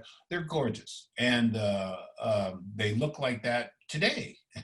I took this picture of 1506 when it was delivered. And yes, the maintenance pits are that clean. I'm an ex-Navy guy, and things have got to be ship-shape, but you really get a feel for what we have here in terms of the vehicle, how well the vehicle is designed, and certainly looking at it in the 21st century, it's completely adequate. It's completely integrated into what anybody's concept of what the streetcar would be, should be, could be, and is. So again, another picture of the vehicle in various forms. You can get an idea of the seats, okay? The operator's area, okay? That's the dead man's pedal right there, okay? In the previous picture, there was a little silver bar that went across the windshield wiper switches. I got long legs, and during testing, I'm sitting in there and my left knee kept hitting the windshield wiper switch. All of a sudden the windshield wiper would take off. I'm like, what's going on here? So then I figured it out. And so we came up with a field mod, and let me go back here so you can see that. And we came up with a field mod, drilled a couple of holes and put that bar in front of the windshield wiper switch. I just wanted to replace the switch. So instead of a push to wash, okay, I wanted to be a pull to wash. Well, Brookville said, nah, another field mod that would have required a more expensive switch. So we came up with that, drilled a couple of holes, put a nut in there, and bang, now you have a guard in front of the windshield wiper switch. Okay. And oh, this in the lower left here, this is a Cisco Wi-Fi access point. So a real Buck Rogers, Flash Gordon kind of a thing for the folks that design the PCC. It has wireless communication with a wireless phone. I'm old enough to remember Dick Tracy's wrist radio. Look what we got, right? And on the far right is the wheelchair lift. So the doors open, the wheelchair lift, and I think many of you may have seen a wheelchair lift as part of a van at the airport, kind of a deal, or maybe a paratransit van. Same deal. It's a U-lift, by the way, as the manufacturer. That entire unit was grafted into that spot that you saw in the beginning of the presentation where the center door stairs were. They just cut a whole big U, welded in a couple of support members, and then this entire unit was welded in as well. Works perfectly. Okay. In the top picture, there is an adapter plate next to the brake pedal in the center there. I think you could see that where the cursor is. That is a test support bracket. The brake pedal generates various and sundry signals depending on its position. In order to test that out, okay, we would go ahead and a Brookville tech would go ahead and lock the pedal so that it couldn't go past a certain point. They even like the presentation better. Oh, Carl, it was a question. What is the guard on the side of the brake pedal? And I was just talking about that. Okay, so you took care of it. Okay, yeah. That's actually for supporting brake tests. The brake pedal generates various and sundry signals depending on its position, but also there's two locking positions. There's the parking brake, okay, and maximum brake. The parking brake is about halfway down. You feel it click, okay, and it'll hold that brake so you could take your hold the position so you could take your foot off the brake if you wanted to step out of the vehicle or something like that. If you were storing the vehicle at night and wanted to deploy the track brake, you would go all the way down, which also encompasses the emergency actuation as well. So during testing, we had a laptop hooked up to the equipment cabinet, to the propulsion controller, and depending on the position of the pedal, it would generate the signals, and of course we'd read that on the laptop to make sure that the vehicle was operating properly in compliance. And Carl, a question, is there dynamic braking on these cars? There is dynamic brakes, there's regenerative braking, and of course friction brakes. Okay, thanks. Mm-hmm.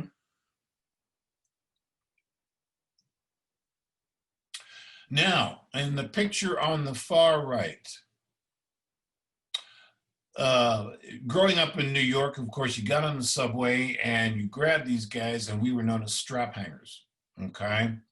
Well, these are the original handholds. I don't want to say the straps, but handholds from the car from the day it was new. They've just been re-chromed with new rubber inserts.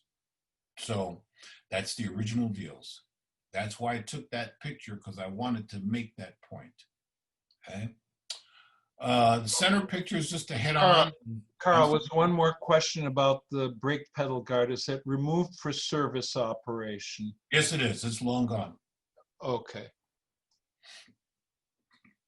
The picture in the center, the day that we brought 1506 in off the truck, there she is, powered up.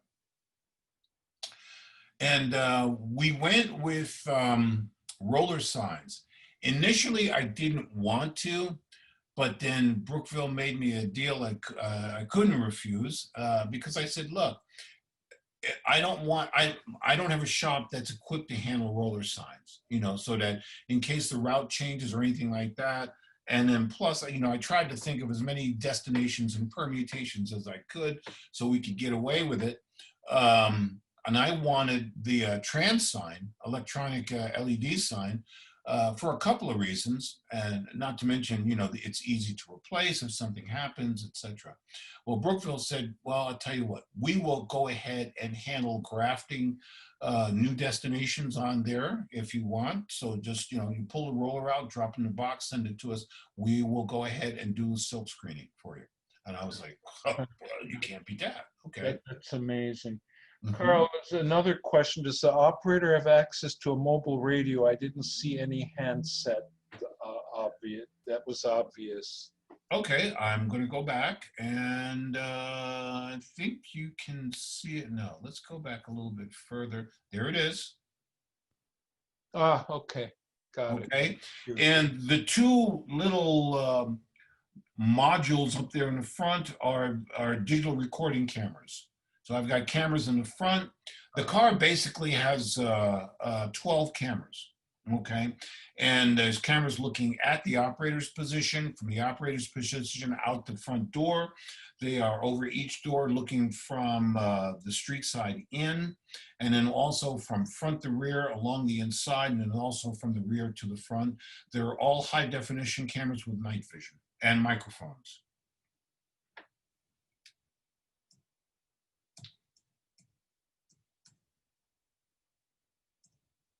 Okay, again, a picture of the inside of the car. There is a trans sign annunciator. There's two of them, one in the front and one here mid car. And so date, time, next stop. We use electronic announcements, and the reason that we did that is so that you have consistency. Some people don't like a microphone. Okay, some people don't talk loud enough, right, to modulate the mic. So I said, let's see if we can go with the electronic system, which was really no issue, okay? And you look at the inside of this thing, you would never, ever really think, unless you knew or you're familiar, that this was a vehicle built certainly in the night and designed in the 1930s, okay? You could almost say, well, this is some sort of a retro design, and the inside kind of looks a little bit like an old GMC TDH series, but still, okay? The ADA section for wheelchairs, the bench seats fold up, okay? And if you notice, in the back, especially, we have the 2 and 1 seating arrangement. But then over here, there's 3 bicycle racks. So people can bring the bicycles on board the unit. We did not want to have the typical bus style bicycle rack in the front, okay? It's too obsequious. We didn't want to. You went with the European system, which is great. Carl, if getting flooded with questions, they're all simple ones. One is, it says where the other cars stored near the airport, but all the cars are stored at your maintenance and storage facility. The operating cars, yes. Right. Are there any other cars, or those are all accounted for? The 6. There's 3 other cars actually stored near the airport. Okay.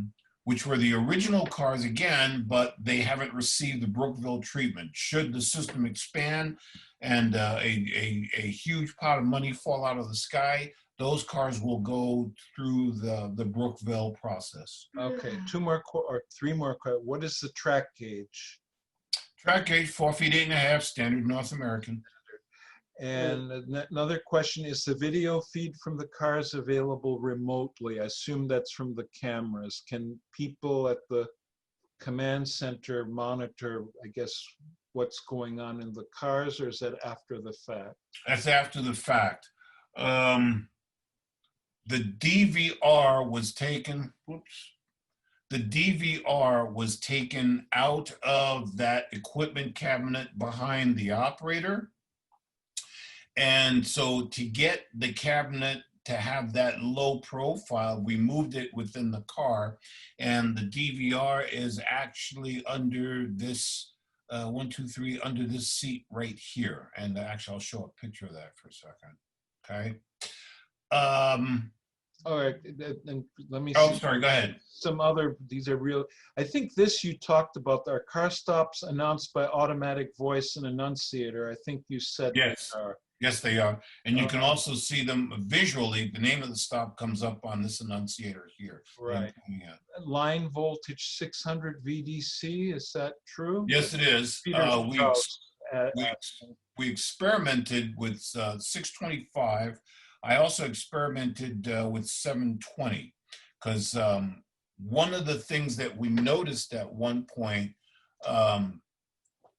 the reason that we went to 625 is that as cars were moving around the yard and also out on the street, we noticed every once in a while that as the cars would come into the area that was being fed by the local substation, which near the yard is designated A4, okay?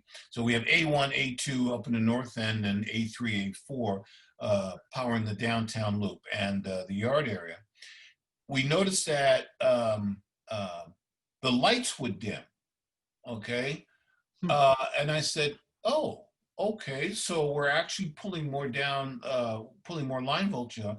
Let's kick up the line voltage so that the median line voltage, that maximum draw would be down, you know, at the least 600.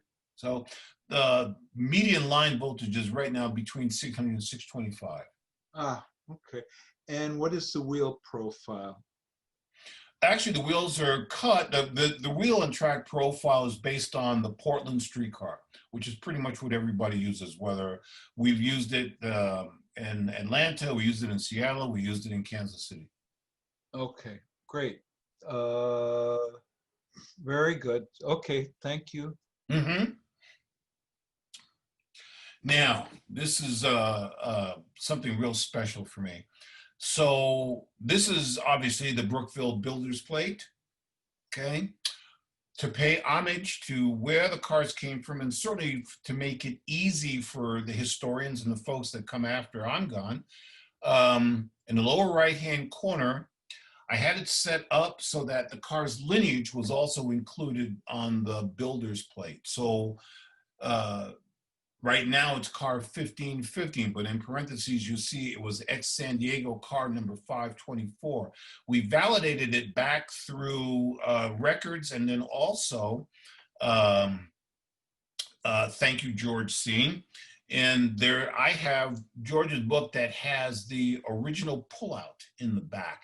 And the pullout, if anybody's familiar with that book, has the lineage of up to its print date of all the PCC cars and their order numbers from St. Louis Pullman Standard. And so I went back through that and then verified the car's lineage. So indeed, car 1515 was originally San Diego Municipal Railways car number 524, originally manufactured by St. Louis Car Company in 1937 and completely restored by Brookville in 2018. So again, there it is. You know, for the next couple of generations, you'll know where the car came from. So that's my homage to its history. And that's the end. And I want to say thank you, thank you, thank you, thank you, thank you, thank you, thank you, thank you, everybody. Okay, I hope you enjoyed it. The thank you goes to you, Carl. This was an excellent presentation, and I don't think in all the 6 months we've had, even though you had the fewest slides, I don't think I've had as many questions. And there's still some questions coming up. So what I'm going to do now is, could you unshare your screen, Carl? Yep. I'm going to do that and drop that guy down to there. And all of you who are posting questions in chat, I'm going to now invite you all. I can't unmute you. You can turn on your video. You can turn on your screen. I think Carl, there we go. Mm-hmm. You can please give your name when you talk to Carl. Someone made a comment about deferring questions. People do forget, and I think one of the things that distinguishes our group is that we really want the people to participate. Everybody has been very good. I don't think there's been a deluge of questions, but anyway, you now have Carl's attention. So The last few people that asked questions, please feel free to ask Carl your question now. Just give your name when you ask. Great show, great show. Thank you, and I love your background. Carl, Yeah.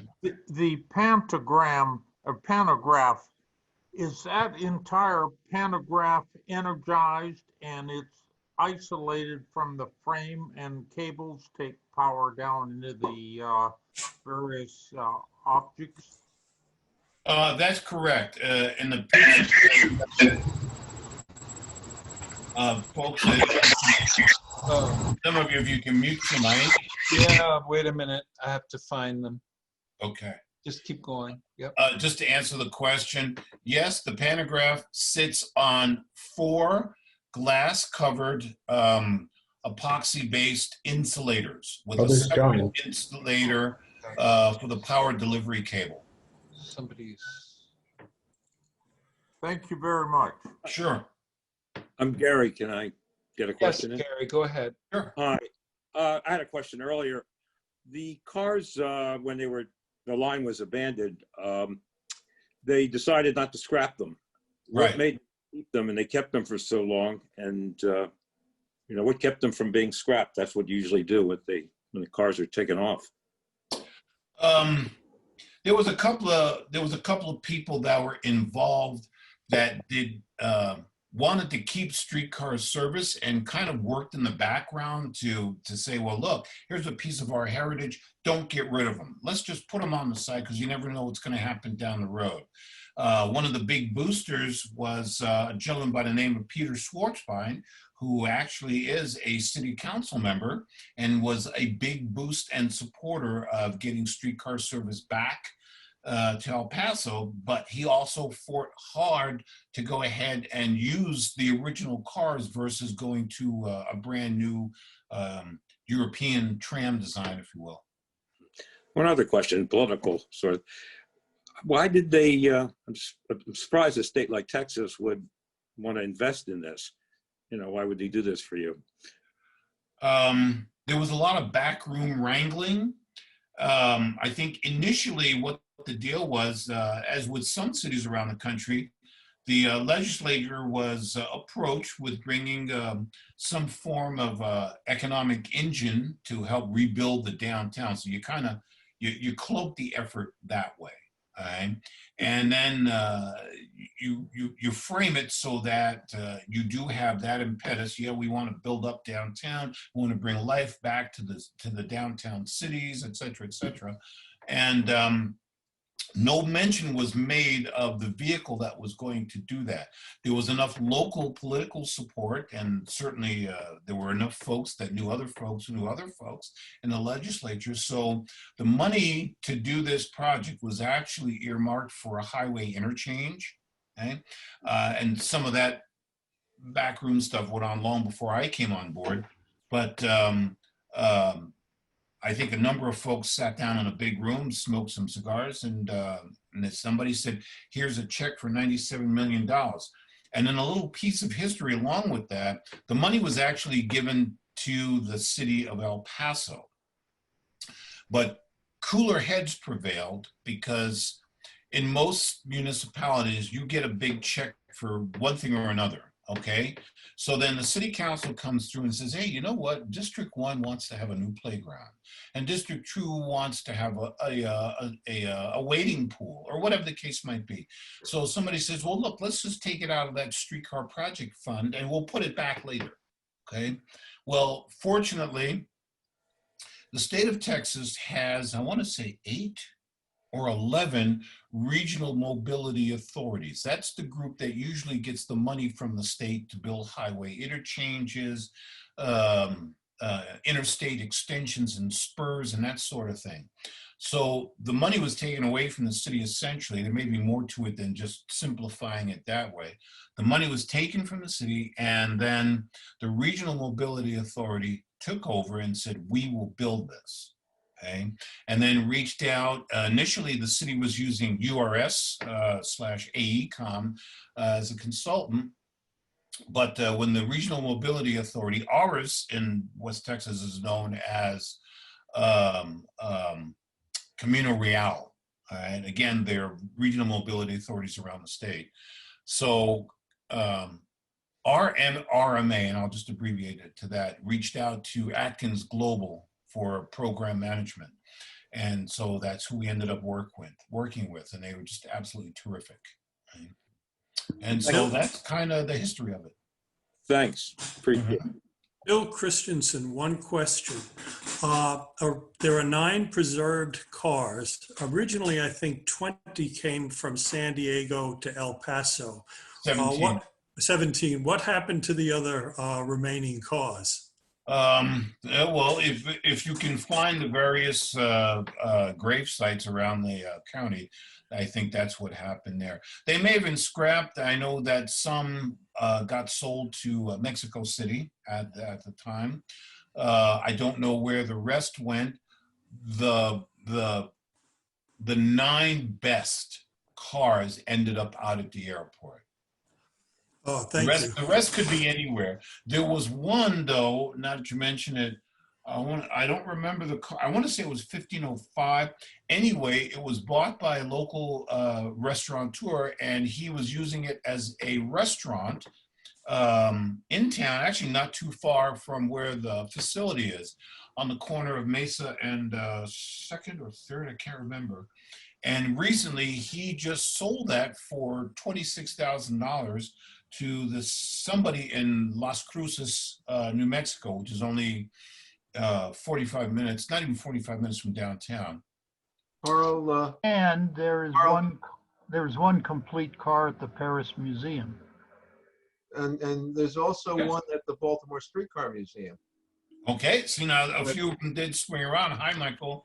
And, That's, yeah, a few did That's swing around. restored, that's restored as an early Baltimore St. Louis car. Right, okay, there you go. Thank you. Carl, one more question, and then I'll be quiet. Could you again retrace the path of the return current to the tracks? Sure. We are using, and I can't remember the name of the company. I want to say it was Saba, and wheels and hubs. The hubs are Saba, and then the tires are Penn Machine. And we're using single insulator plates between the tire and the hub, okay, for noise mitigation and insulation. There is a shunt wire that you could actually see from the outside of the wheel that comes from the hub right directly to the tire mount, okay? And that brings in the return current. Thank you. Let's got a question. Bob Spencer here. I watch videos of their El Paso trolleys, and I hear a humming sound. Is that the air conditioner units, or what is that noise? Okay. The streetcar is a lot heavier than it used to be. And so we use some supporting auxiliary cooling in what we call the coffee cans. They look like coffee cans. They're actually mounted to the body, but you can actually see them in, as you look at the trucks, you'll actually see it kind of hanging down at an angle, okay? And that blows forced air into the plenum that feeds the traction motor. And there was a big picture of that in the beginning of the presentation. And that's what you're hearing. You're hearing those motors.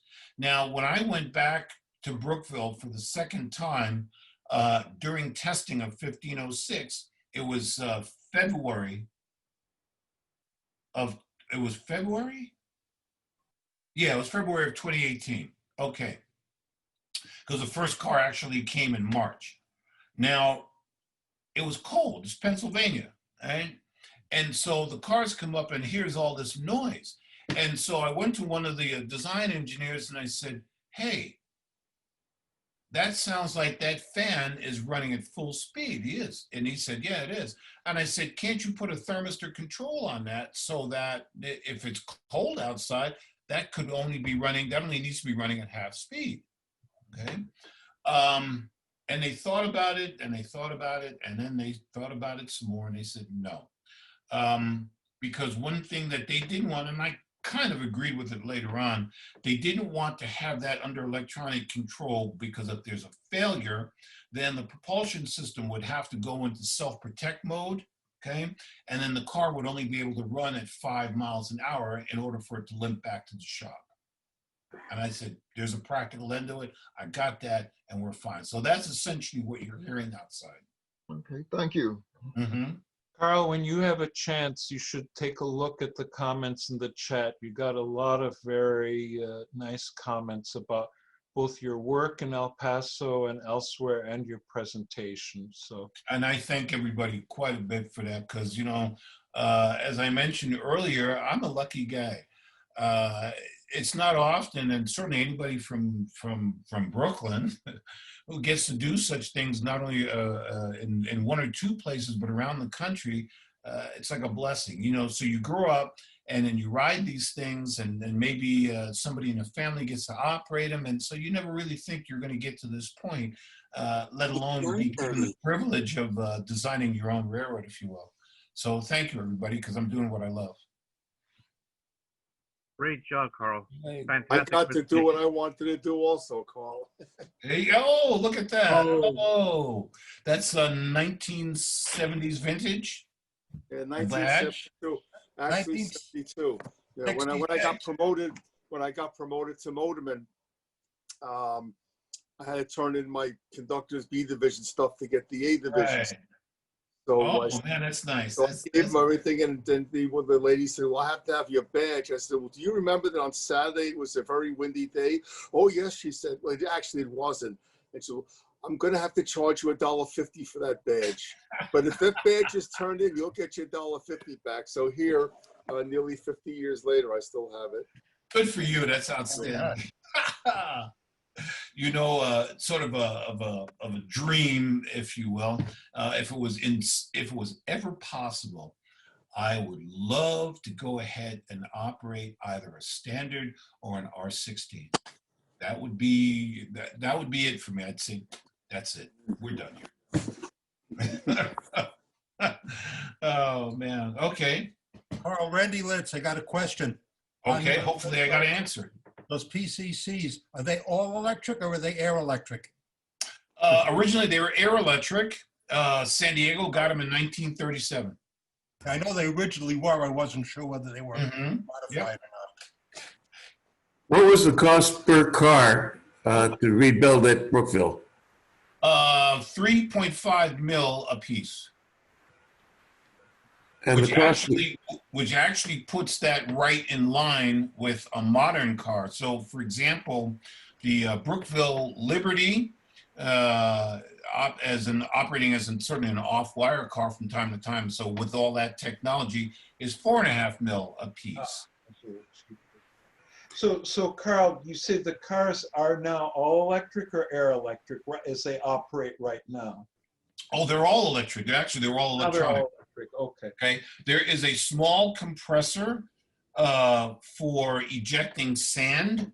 Okay, it's almost like a fish tank pump. It's not a big one, and also for the diaphragms of the horn, the air horn. What was the original weight?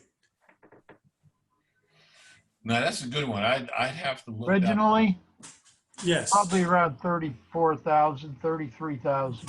I'd go with that. That sounds, because I didn't want to pin down a number, but that sounds close. Yeah, the Brooklyn cars come in at 33,000. Okay.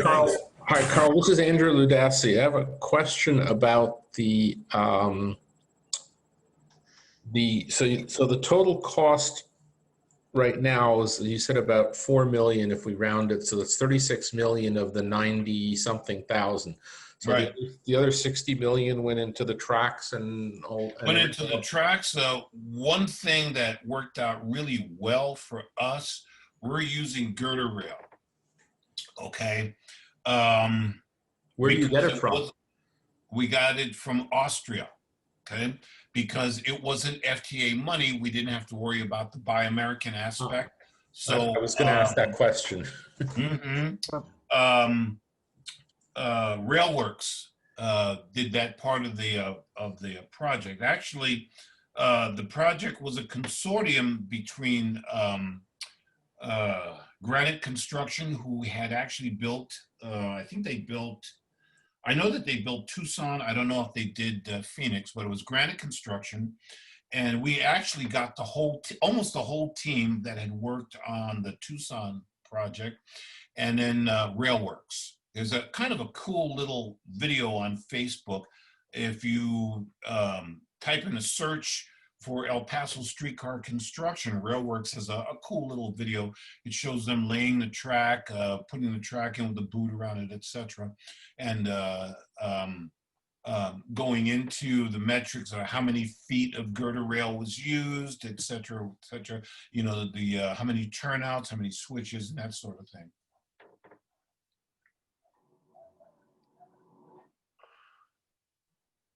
Any questions about it? Any more questions before we let Carl go? Any more? Just a real quick question, Carl. The pantograph upward pressure is around about 5 or 10 pounds upward pressure on the pan. It's funny you should mention that. I just put together a test. We noticed about 2 months ago that we were getting these little notches, I don't call them notches, bumps in the OCS copper, okay? And I actually sent an email to LK Comstock, who actually strung the wire, and I said, hey, you know, we're getting these bumps here. What's going on with that? And he says, well, your temperature extremes can cause that, okay? And since we have OCS and not catenary, catenary, of course, has the messenger and the pull-offs for each between the contact wire and the messenger. So the tensioning on the OCS is different, okay? So for OCS in that sense, you know, you get the you know, not the sag, I guess, but you have less tension on it because you have basically 75-foot drops from pole to pole to pole. Okay.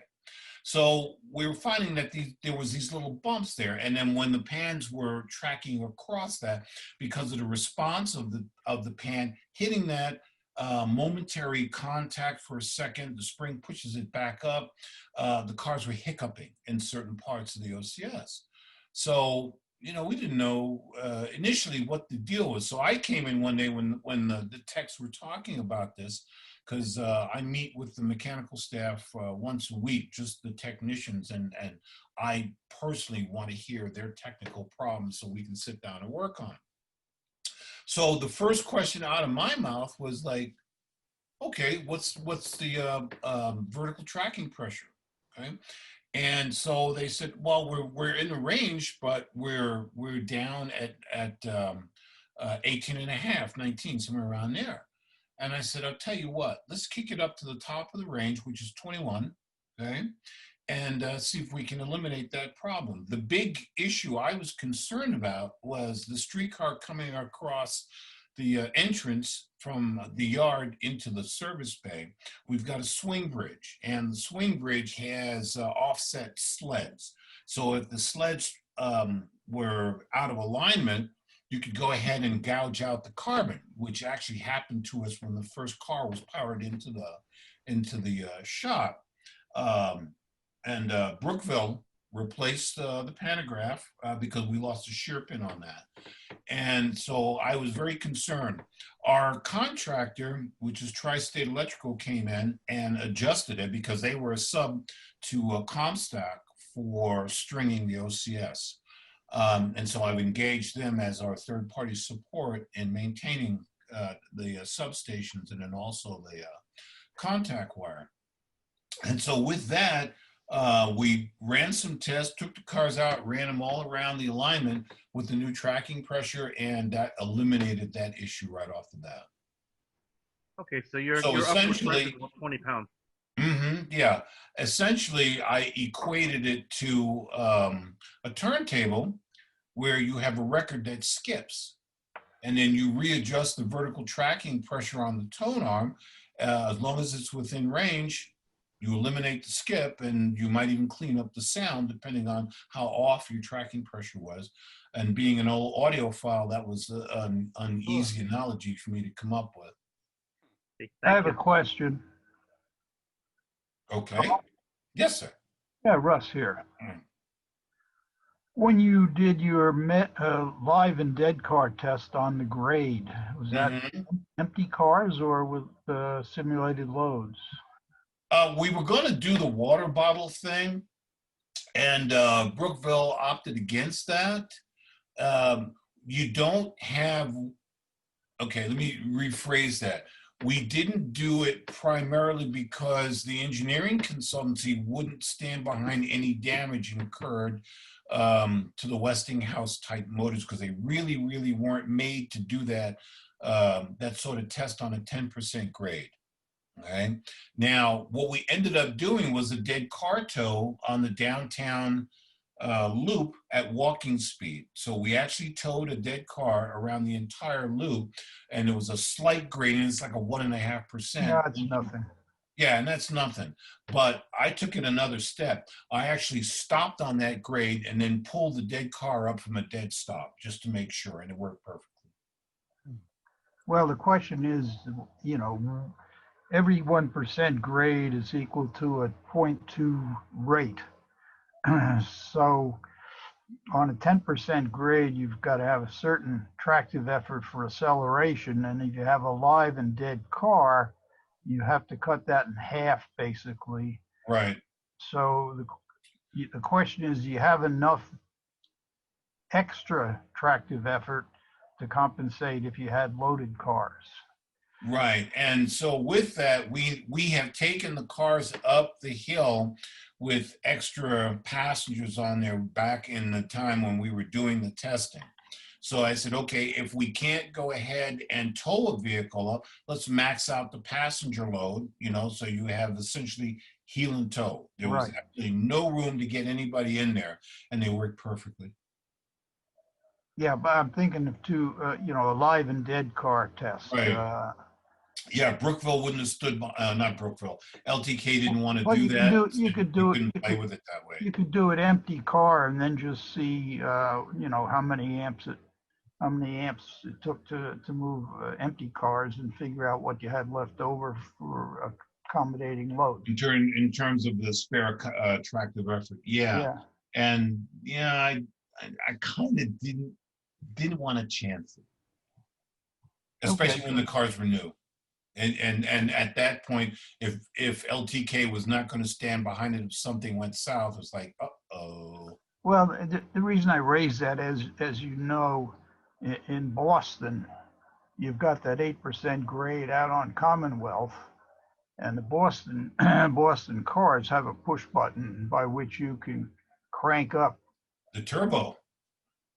You can crank up the tractive effort, right? For, you know, for a limited time to push up that hill. So I didn't know if you'd considered anything like that. No, and plus the Brookville's propulsion controller doesn't have that feature. It's funny you should mention that. When I started at King County Metro in Seattle, I drove trolley buses, but I was also a member of the historic fleet, and they've got a Pullman that still has the original relay configuration with the turbo button on there to get up those hills. That's what you call it, yeah. The goosey button is the classic term in the industry, the goosey button. Okay. Yep.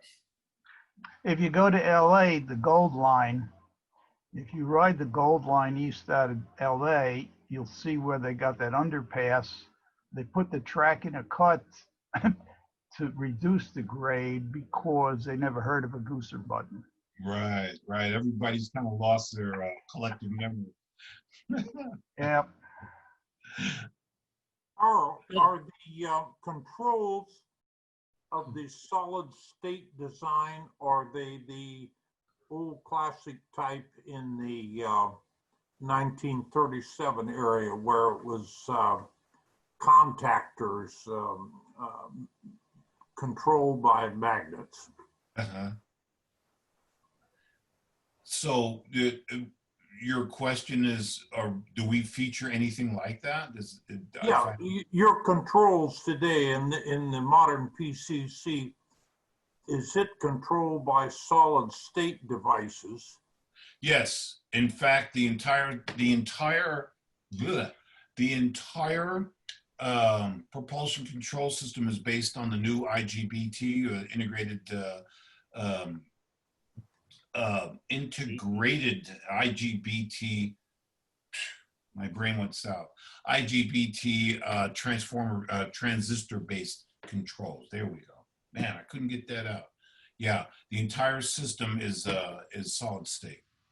Thank you very much. Mm-hmm. Is Brookville aware of the problems that some people have had with IGBTs running at very high frequencies and generating currents through the bearings? You know, that may be an issue with, and I don't know what San Francisco did in some of the Muni cars. Some of the Muni cars, they kept the old drum wiper controller.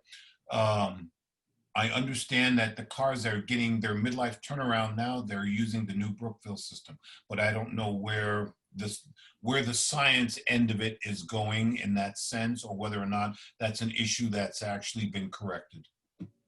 Well, with IGBTs, you run them at such a high frequency that you can get resonances in places you would not expect it, which can generate bearing currents.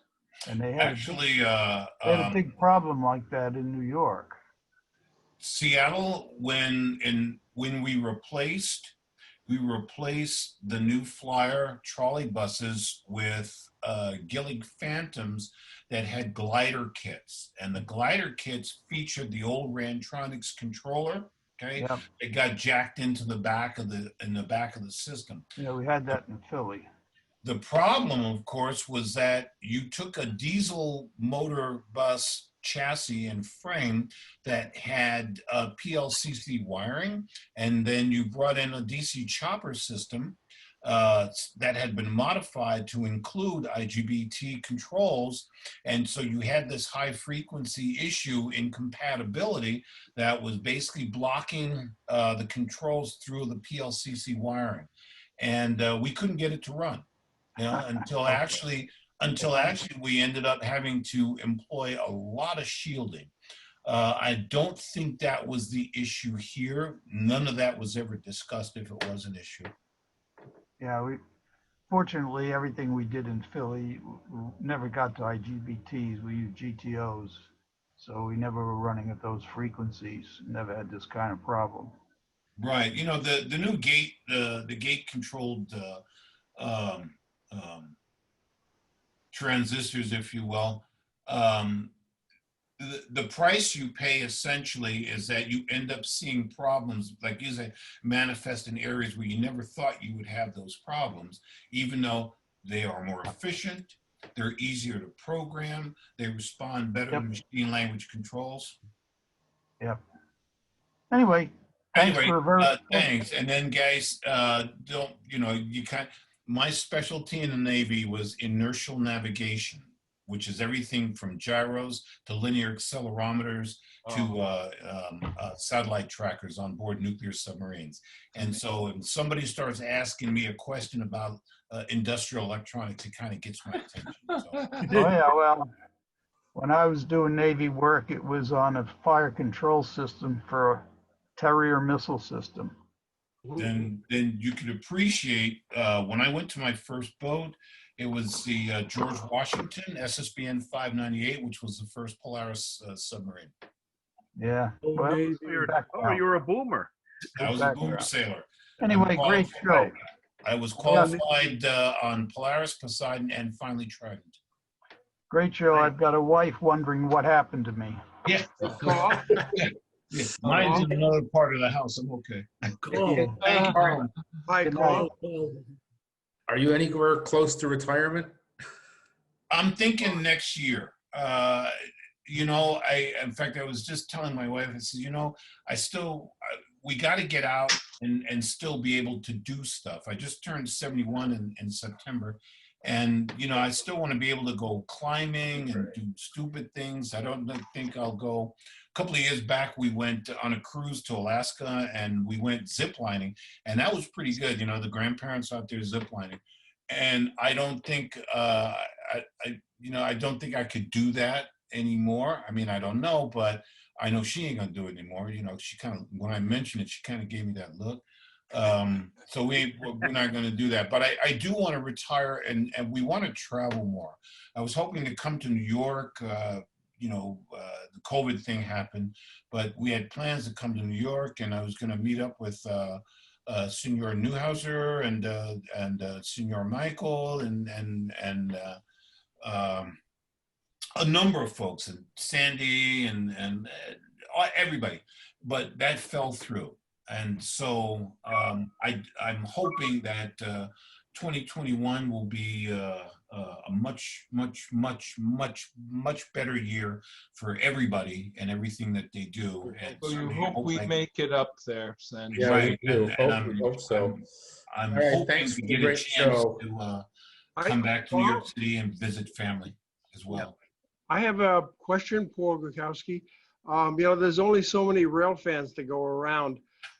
What's been the general reaction from the people of El Paso, and also from what you've heard about the tourists and people who visit El Paso to the comeback of the PCCs? It's just been overwhelming, and especially I remember during the startup, I'd see people that saw me on TV because I did a lot of TV stuff, and they were just almost emotional. And I had talked about it earlier in the presentation. Bringing back the PCC streetcars brings back a flood of positive memories. Families used to take the streetcar across the border, either to visit family in Juarez, or from Juarez to come into El Paso, visit family, go shopping, and whatever. So that was 1,000,000% positive. Then, of course, people have come from a multitude of places just to see the equipment, and they were just stunned, not only by how great the cars look and perform, but the fact that somebody actually brought this technology back. And for me personally, bringing it back showed just how intense our engineering prowess was to come up with such a design that then was adopted around the world. Well, I was fortunate enough to ride the PCCs into Ciudad Juarez back in December of '67, and if I'd ever thought they'd be back again in 2020, I just wouldn't have believed it. And so it's just a remarkable job you people have done out there, and I can't wait to get back to El Paso to actually get to ride them again. Thank you. One thing I want to mention is for the opening day ceremony, we found the last streetcar operator. Okay. Wow. Yes. We got him trained up. Okay, and it didn't take much because he remembered a lot of stuff. And we also brought in one of our female operators. And so at the ceremony, he brought the car into the viewing area where the red carpet was. He stepped off and ceremoniously handed the key to this young female operator. And it was pretty emotional because people started crying. Sounds great. There you go. Thank Carl, you. Sandy Campbell. I don't have a Hey, question. Sandy. I just wanted to say that, I mean, it was a wonderful presentation. And the comment that I wanted to make was that you have a real artist's eye, because every detail is beautiful. Thank you. I mean, you didn't show the track work, but the track work in the yard was like amazing. Yeah. Everything is really nice. And I didn't have those particular pictures because, well, certainly for the folks that had seen a lot of that, but I tried to go ahead and make the system overall the best conceived system. So, for example, switch points in the yard are painted an iridescent color to reflect the light in low lighting conditions. So as operators and technicians bring the vehicle into the yard, you can see the setting of the switch point from a distance because, you know, obviously we don't have switch stands. Things like that. Even the fouling marks painted on the ground are bright yellow that reflect light and glow in the dark. But I think you have to have an artist's sensibility to even think of doing that. I'm actually blessed because I'm married to an artist who's back there somewhere. I don't know, she's up here or downstairs. She paints, and usually I rely on her for anything visual. So I do the electronics and the audio, and then she does the visual stuff. So teamwork. Carl, is the City of El Paso before COVID, were they still doing those special tours? Basically, not for rail fans, but for tourists. There was a tour like that going on when we were there. Did that pick up actually? It started to, but then when COVID came out and then, you know, we shut the system down, there's been talk maybe of doing that again. But at this point, it's just talk. And I don't know if the system is going to be up and running for our Winterfest. It's, you know, people ask me, and at the best, the only thing I could say is, hey, I don't know. So at this moment, the system is not operating in the COVID period, but you have plans to reopen. Okay. Right. My boss, who is, we have a new boss, the contractor that I worked for, First Transit, their contract didn't get renewed. And so we have a new boss. Our managing director actually came from Environmental Services Division. And she's not a transit person, but we're trying to educate her, okay? Good. Fantastic. So we're working Good luck on on that. Yep. Yeah, good luck with that one. Fantastic. If there are no more questions, Carl, can I post your email address, your personal email address if people have any other questions? Yes, you can. Okay, so folks, I'm doing that. And Carl, I want you to be able to get back to your artist wife. You've been very, very gracious in taking all the questions. I think everyone appreciates not only the presentation you did tonight and your hospitality when we were in El Paso, but also taking all the questions from the whole group. So with that, thank you again on behalf of the association. Thank you very much. Let us know when you and your wife are in New York. We will get together. I want to thank